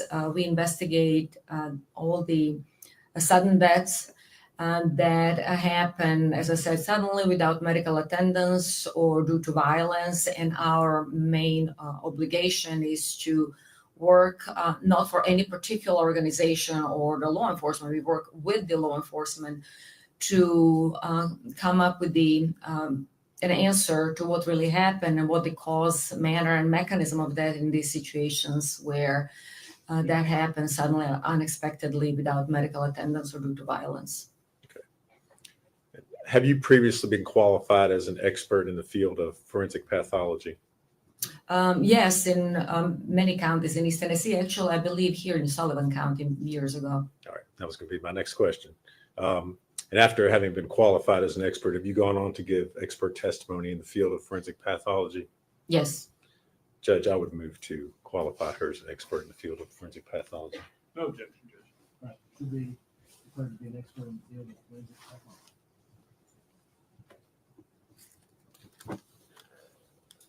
Dr. Milnik, at the request of the district attorney's office here in Sullivan County, did you review an autopsy that had been performed by Dr. Matrina Schmidt, as well as other case materials involving the death of Evelyn Boswell?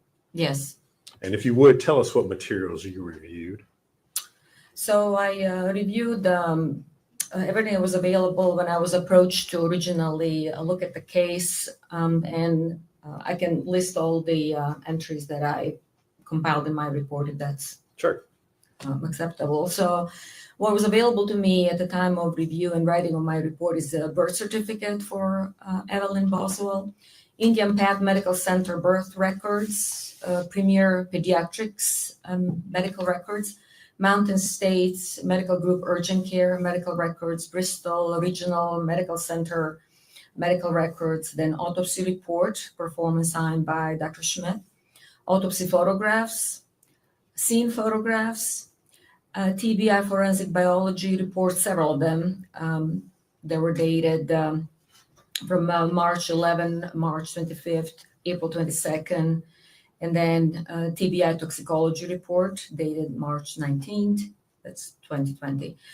And then National NMS, which is the National Medical Toxicology Lab, both technology forensic case report, summary of facts by the Attorney General's office, and the presentment state of Tennessee, Sullivan County Criminal court case S72869. And these materials, are they typical of what you would normally review in preparing an autopsy? Yes. All right.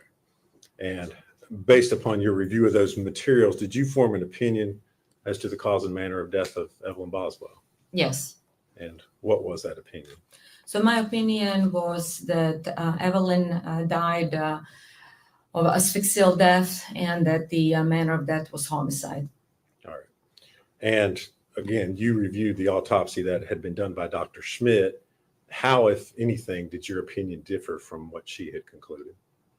In essence, actually, our opinion did not really differ much, except that in my report, and that's the kind of luxury of writing kind of expert review report versus the just regular autopsy report, is that I specify several different ways of asphyxial death or different mechanisms of it.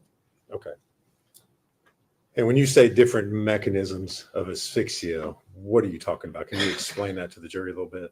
So asphyxia essentially means that the inability of a person to breathe or for the oxygen to be supplied to the cells in the body. And the different ways how that can occur is either by preventing the circulation to the brain or other organs and tissues in the body, or preventing the breathing, or putting a person in such a position that essentially compromises both circulation and breathing at the same time, with the end result of essentially depriving the tissues and organs of oxygen. And then in that, with that respect, actual asphyxial death in general are very complex deaths. And if there is any compromise in the integrity of the person, such as decomposition, then they have to be really described in such a manner, these mechanisms, that are understandable, because in the end, the asphyxial death is the what we call diagnosis of exclusion, meaning when everything else is excluded, what we are left with essentially is that the findings in the body and the finding of the body within the scene that are going to come to essentially explain what really happened to an individual. What I'm essentially saying is that there's the asphyxial mechanism such as positional, mechanical, traumatic, or actually can be also the consequence of the positioning in the scene, and that information comes strictly from the scene investigation. All right. And let's talk about each type of mechanism in regards to this particular case. What about the scene or the body would relate to positional asphyxiation? So the forensic autopsy, just like any other autopsy, which is a major procedure, kind of cross-section and dissection procedure in the body, almost like a complex surgery, cannot be done in a vacuum. It has to be done in the context of the scene investigation. So that's why we have medical legal death investigation, and that's why medical examiner and representative goes to the scene in order to create a context in which this individual was found. And that's why I always say that the forensic autopsy cannot be performed in vacuum. It has to be performed in the context of the scene.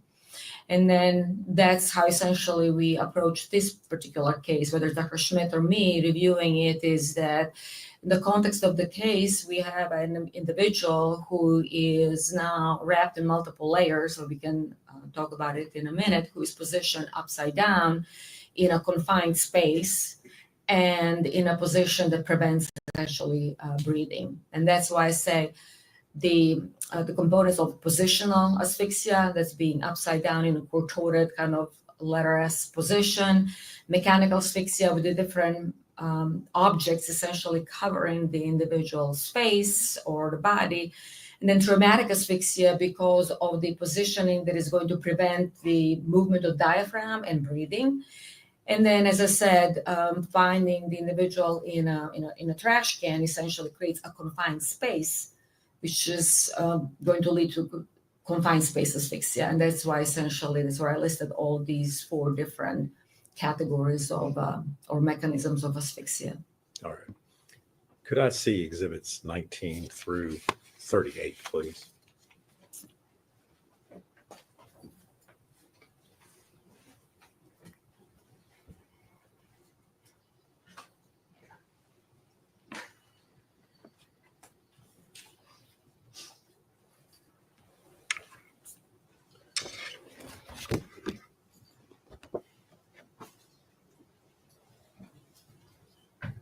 Dr. Milnik, I'm going to show you what's been previously admitted as exhibit number 19.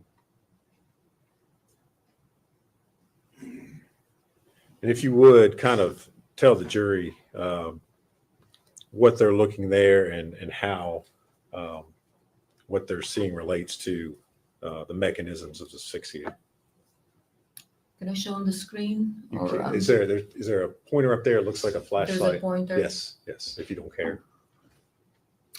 So what we are seeing is the trash can with the a child in a trash bag with the several layers on top of her, one of them being the blanket. That's essentially when, and that's how we all approach the scenes, is we go layer by layer, slight kind of uncovering the individual, whether it's adult or a child, in a similar fashion, because we don't want to lose any evidence, number one. And number two, we want to show all the kind of components of that asphyxia by approaching it in this layered fashion.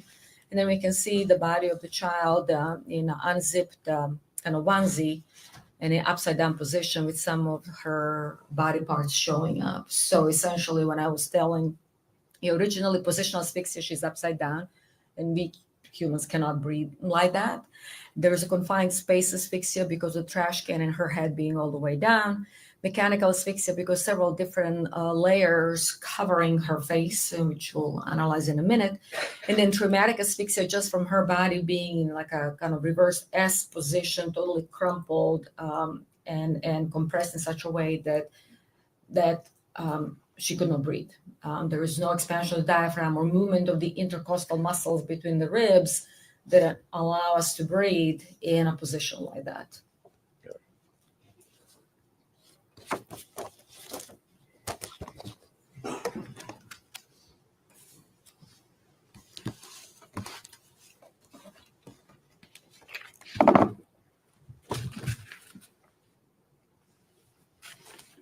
Now I'm going to show you exhibit number, previously admitted as exhibit number 30.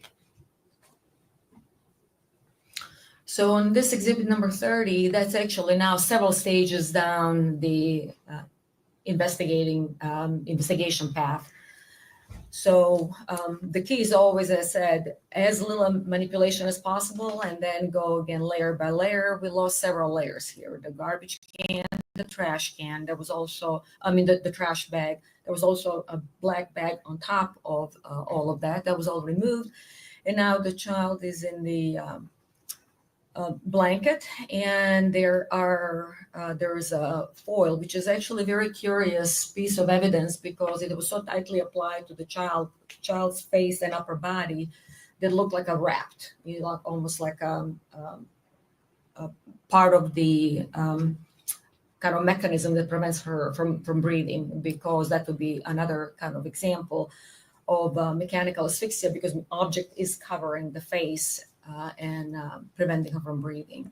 And the other thing that can be also seen is that the body is actually contorted, and usually that would happen, with kind of force applied because we know now she's upside down, and the force applied for her body actually to kind of fit in the bottom of that garbage can, and that would be part of the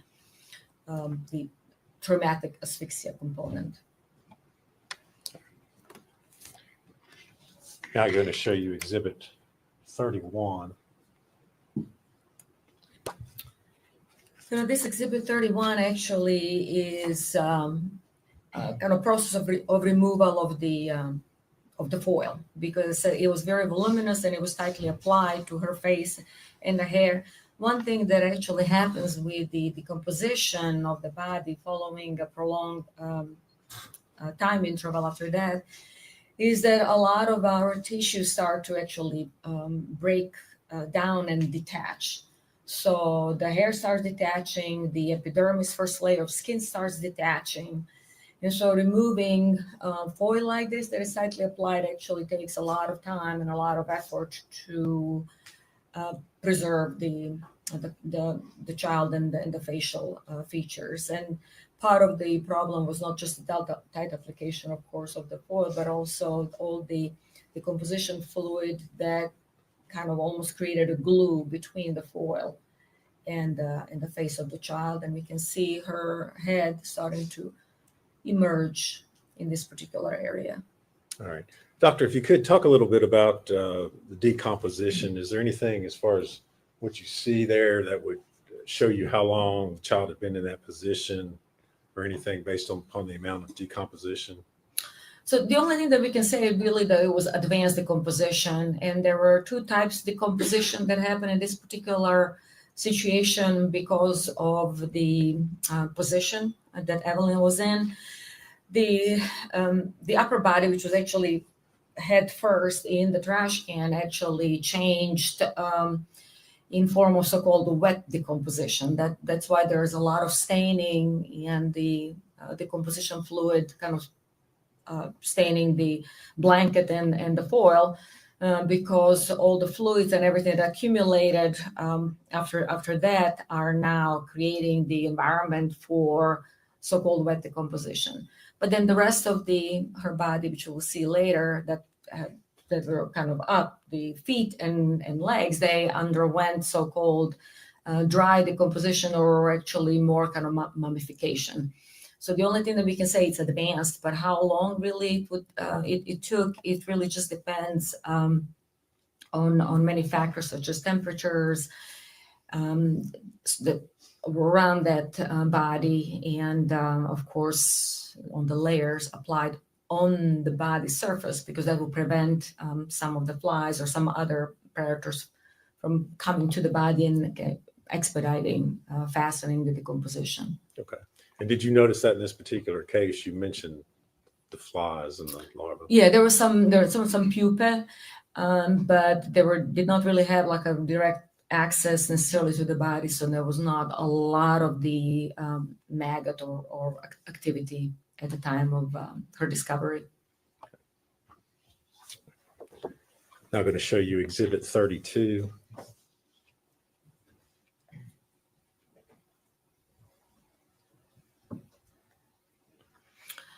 So the exhibits 32 Yes. is actually just another kind of painstakingly removal of all the layers. Again, the foil is being further detached, and now we can see her head and face, and then part of the upper body, her arm, while the legs are still covered. Does this photo show anything in regards to the positioning of her head as it relates to asphyxia? So one thing that was becoming evident as the body was being uncovered is that her face was flattened because it was pressed against the foil and the blanket and the side of the trash can. And then, of course, it was also kind of a little bit contorted because the face is pointing in this direction. And then her neck was kind of slightly contorted, and the head actually is almost at the level of her buttocks. Essentially, her feet, buttocks, and head, they're all kind of compressed almost at the same level now.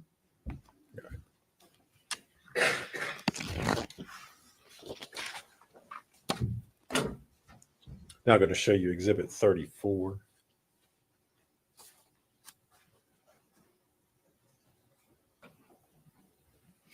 So the Exhibit 34 now shows it's kind of similar phase after the foil is removed. The blanket is covering the face, so the face is in this particular orientation.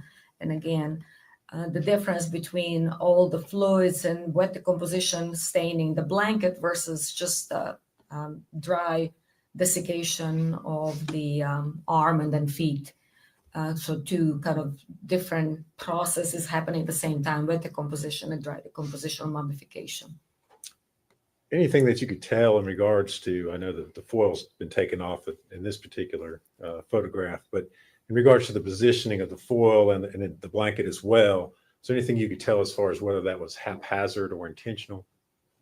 Well, the child appeared to be wrapped, so that would show intentionality, because it's not that she was just put in a garbage and then a blanket on top of her. She was definitely wrapped in a blanket, and it took a while to actually remove all the layers and unwrap her.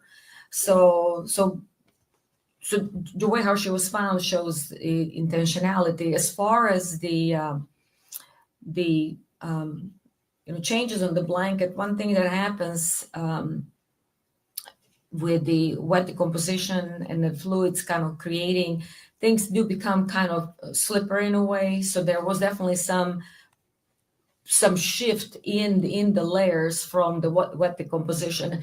Wasn't a lot of it, but there was some. And then we will see when the blanket is removed, actually, that her face was pressed against the garbage can, because the pattern of the blanket actually remains on the face. Next, I'm going to show you Exhibit 35.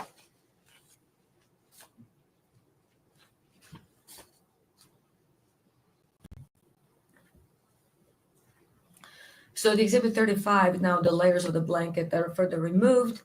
So the face is still covered. So we have the face, the shoulder, her buttocks and her feet, as I said, almost at the same kind of compressed, reverse kind of letter S shape. And that's how she was presented after removal of the blanket. The blanket is still stuck to the face in this area, but that's going to be the next phase. You mentioned this, she's in a reverse S kind of shape. Is that what you're talking about when you say positional asphyxiation? Yes, so that would be a reverse S shape.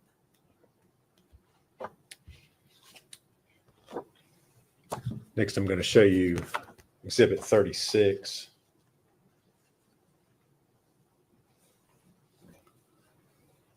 So on the Exhibit 36, now just removal of the blanket from the rest of the head. And as I said, it had to be done really carefully because of the layers of the skin and hair detaching at this point with the wet decomposition.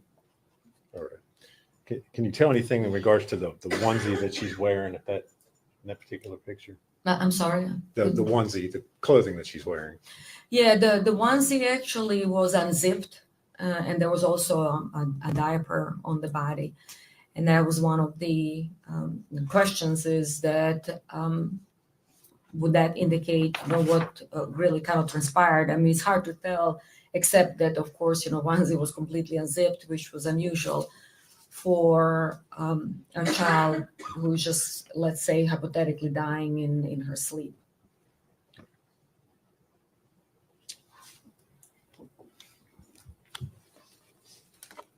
Now showing you Exhibit 37.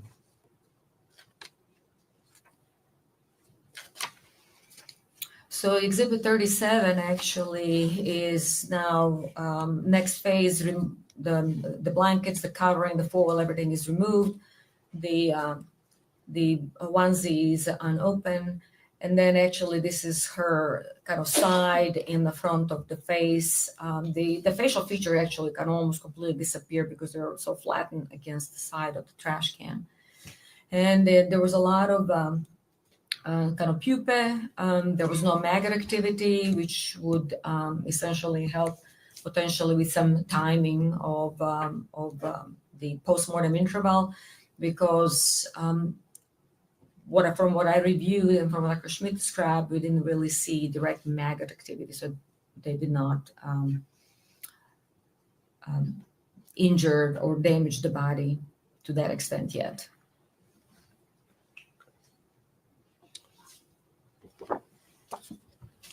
And now showing you Exhibit 38. And essentially what's happening now is that her body is kind of being unfolded. That's what needs to happen in order for the clothing items to be removed and then for the photographs to be taken and an autopsy to be performed. Because with the autopsy, the head has to be open and the body has to be open in a Y-shaped manner with the Y-shaped incision. And that can only happen if the body is kind of unfolded now and for complete examination.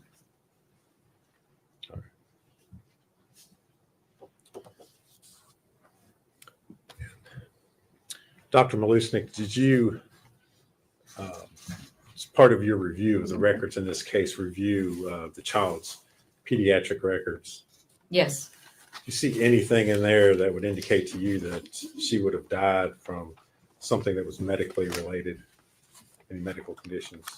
No, she was considered a healthy child, and all the milestones were reached in timely manner. All right.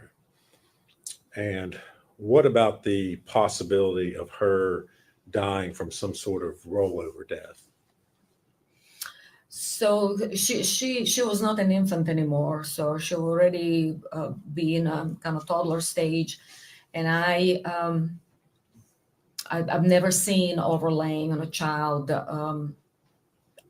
older than 8 months. Actually, 6 months is even pushing it because it's just not easy to overlay a child who can already move, flip, and it's just not that easy, even for an adult to overlay a child of that age. And I've never had a case like that. The only overlay of a 2-year-old that I had was actually a homicide.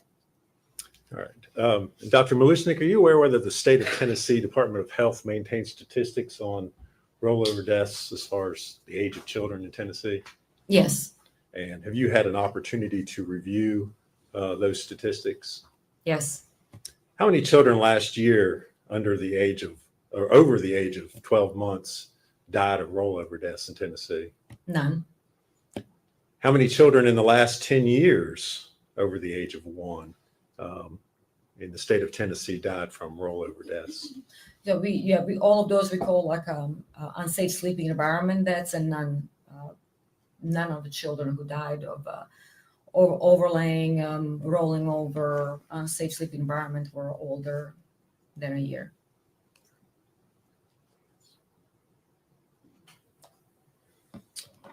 Thank you very much. If you would answer any questions Mr. Scott has for you.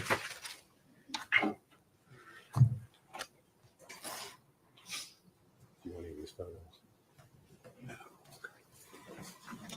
Just thought I'd ask.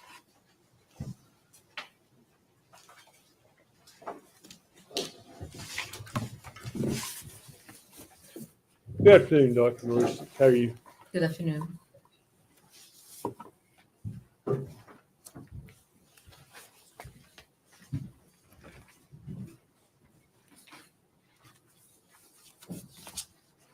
My name is Gene Scott. I represent Ms. Boswell. First thing I want to ask you about is you did not conduct this autopsy. No, I did not. You had no physical contact with the body of this child. You didn't go to the scene. You simply reviewed what Dr. Schmidt had done. Is that correct? I reviewed what she did and all the pertaining documentation. And accordingly, had Dr. Schmidt have made some mistake, it's very possible that could be incorporated into your work as well.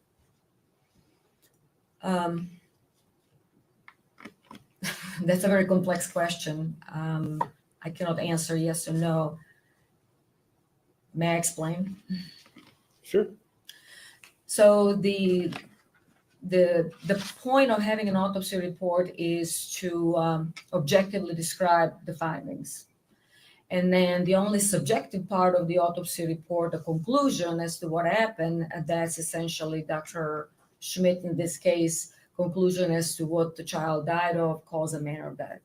So the objective findings, such as photograph, tissue sampling, should be part of the description of the case that should not be influenced by one's opinion. Now, my opinion is going to be based on those facts, plus the scene investigation. So the question was, if Dr. Schmidt made a mistake? She made objective observations and put them in her report that are corroborated with photography and tissue sampling.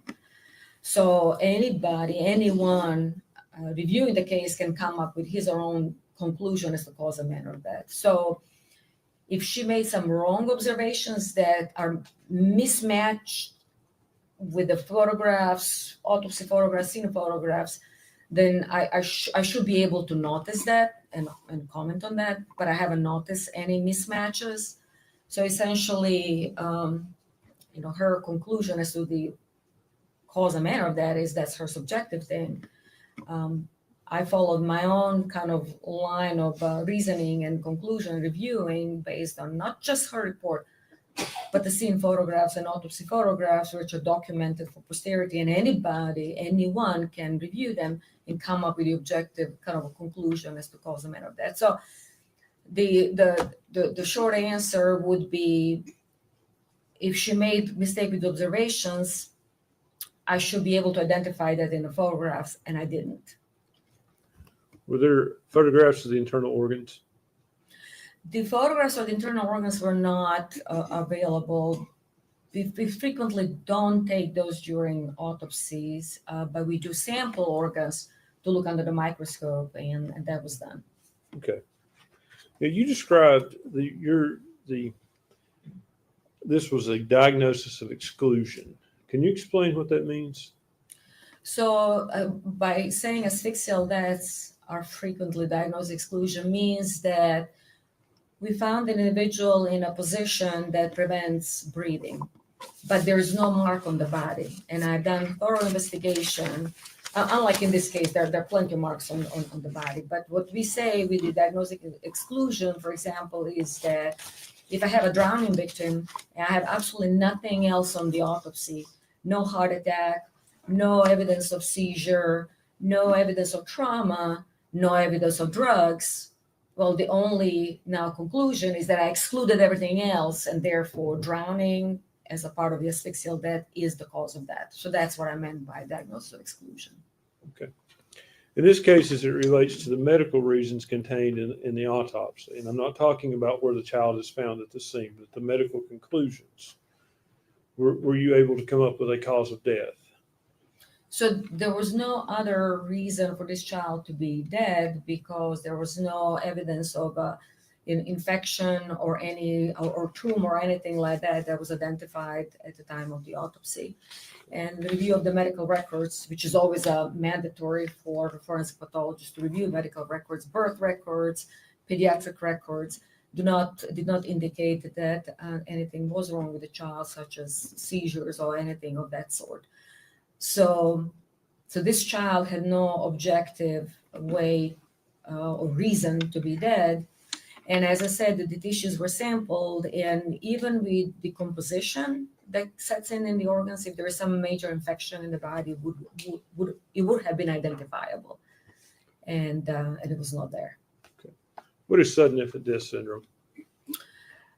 Sudden infant death syndrome is actually an abandoned, antiquated term that was used to describe sudden death in a child that essentially had negative autopsy findings and negative scene investigation, which means that we don't use that term anymore. That was antiquated because it was never a syndrome. It always, syndrome means that there is a constellation of symptoms, findings, and signs that would kind of create this entity that one can actually have the reason for this person to be sick or dead, for that matter. So there was never a syndrome. It was never a constellation of findings. What it meant actually is that we didn't find anything at the autopsy. Therefore, it's kind of this SIDS, nebulous diagnosis. Now we actually know with the scene investigation and the advances in our field in forensic pathology that those situations with that is with no findings at the scene or in the autopsy are extremely, extremely rare. We call them sudden unexplained death in infancy, or SUDI. So that's a new term that we use. And I can tell you with the proper investigation, the proper scene investigation, proper autopsy, and proper ancillary studies such as microbiology, histology, toxicology, the rate of those SUDI unexplained deaths is extremely low, actually almost non-existent. So you're telling me that if another pathologist said this child could die of SIDS, they're just wrong? Yeah, he's wrong, or she is wrong, because SIDS doesn't exist. SIDS never existed. So if that pathologist is using the term SIDS, that pathologist needs to go back to forensic school. Probably that not doesn't competent. exist. I'm sorry? Probably not competent. If he or she is using SIDS, that's not a competent pathologist. At this day and age, that's not a competent pathologist.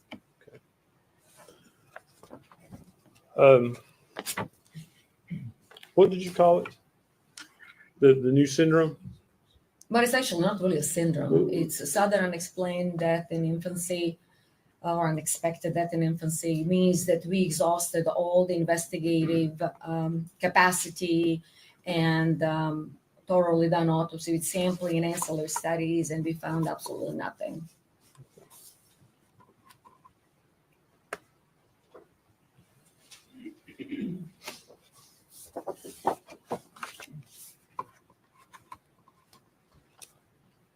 So how do you rule out that this child couldn't have died from a laryngeal spasm?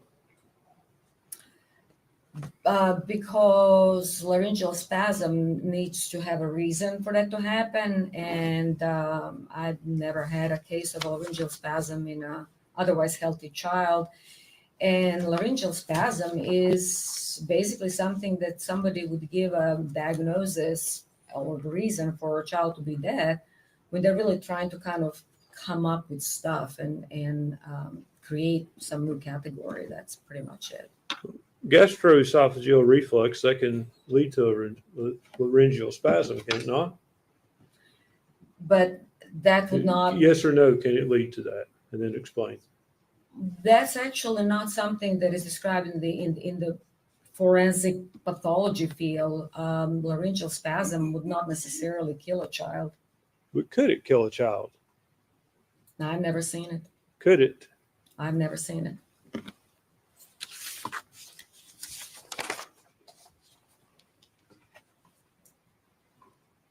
In Dr. Schmidt's report, she states that the possibility that the decedent was alive when placed in the trash can cannot be excluded. That's correct. That's what she stated. Okay. Is that your opinion as well? I believe she died in the trash can. Okay. You have no proof to show she was alive when she went in the trash can. I have all the proofs of her not being able to breathe once put in a trash can. Doctor, you don't know if she was breathing when she went in the trash can, do you? She would not be able to breathe no matter what. And as I said, because of the composition, of course, we were a little bit handicapped as far as being able to completely examine all her tissues and organs. But there was no reason for this child to be dead, other than being in the trash can, not being able to breathe. You can't say conclusively she was alive in the trash can you? She doesn't have a reason to be dead. And I never had an autopsy on a child older than 1 year old for no reason to be dead, except that she could not breathe in that particular position where she was placed. Yes or no? Can you say conclusively that she was alive when she was placed in that trash can? She could not breathe in the trash can. So that's my main conclusion. Are you refusing to answer my question, doctor? No, I'm just saying that that child could not breathe in the trash can. And I'm asking, if I may, yes or no, can you say conclusively she was alive when she was placed in the trash can? No, she might have been dead because her foil was on the face before being placed in a trash can. She could have been dead because she was put in a plastic bag before she was placed in a trash can. Obviously, the foil, the bag, 2 bags, the blanket, tightly covering her face would prevent her from breathing. So all of those things had to happen before she was put in a trash can. So all I'm saying is that all those components, could have they actually brought her to brink of being dead before being put in the trash can? Sure. The trash can definitely did not help.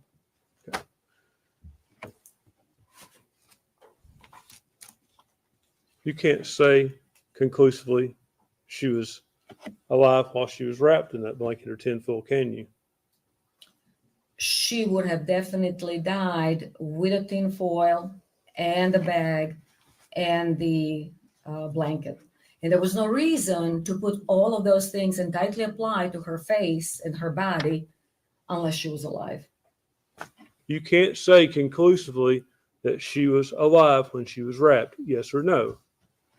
All I can say is that she cannot breathe with a foil, Judge, I would ask with you a bag, to ask the bag, witness to and answer with my the blanket. question, yes or no.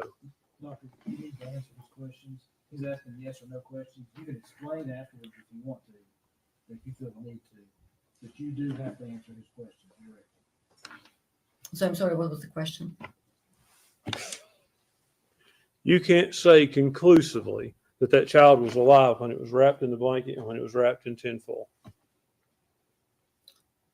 I have no reason for this child to be dead. Yes or no, doctor?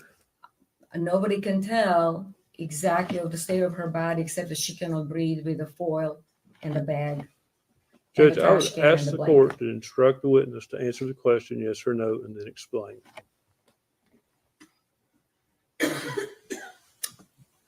I'm not really sure. I'm not being mean to you. But he's asked you the question, the answer is either yes or no. And I'm instructing you to the best of your ability. Answer yes or no, and you'll have an opportunity to explain.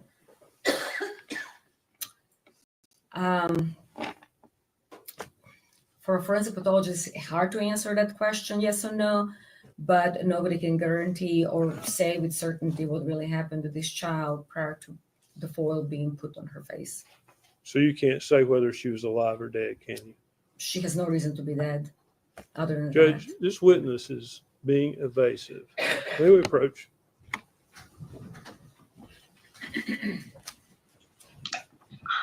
I mean, what's she supposed to say? Like, yes, she's been evasive. Just obviously, she can't 100% guarantee it. So she's been a bit like, no, nothing's 100% guaranteed. Nothing ever is. But still, she's sticking to her guns.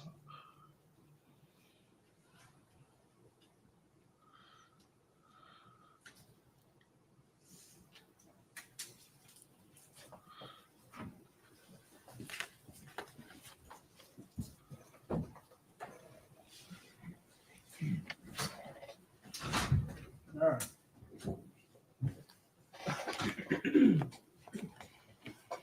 Let me see if I can boil this down. The lowest common denominator. He's going to ask you this question one more time. And I understand this case and this situation. Man, I'm telling you, if the answer is not yes or no, you'll be facing contempt of court. Can I be more clear? Yes, sir. Ask me a question. Yes or no, can you say conclusively that this child was alive or dead when it was placed in the blanket and the tinfoil?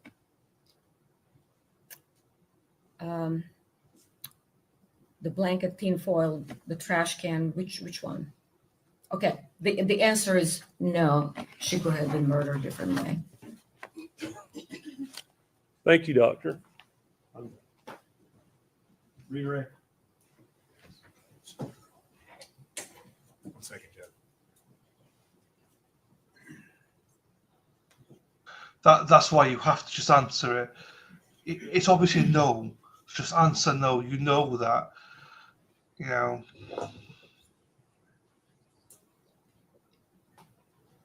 That's Nothing further, Judge. that's a good win for the prosecution right at the Yes, end. sir. Yes, sir. I looked at her and called you ma'am. I apologize. Doctor, thank you for your testimony. Your release from this opinion. Thank you. Oh, sometimes you just don't need to be stubborn. Just it's fine to say no. Nothing's 100% guaranteed. Any other? Yeah, more witnesses. I think we're a good stopping spot for today, Judge. No? Ladies and gentlemen, I have to give you these acquisitions, even though you've heard them. You're not to communicate with other jurors or anyone else regarding any subject connected with this trial. You're not to form or express any opinion about the case until it is finally submitted to you. You're to report promptly to the court any incident involving an attempt by any person to improperly influence any jury member, or Yeah, she did say murder a different way, which falls into what but what the defense is saying is that she was murdered a different way.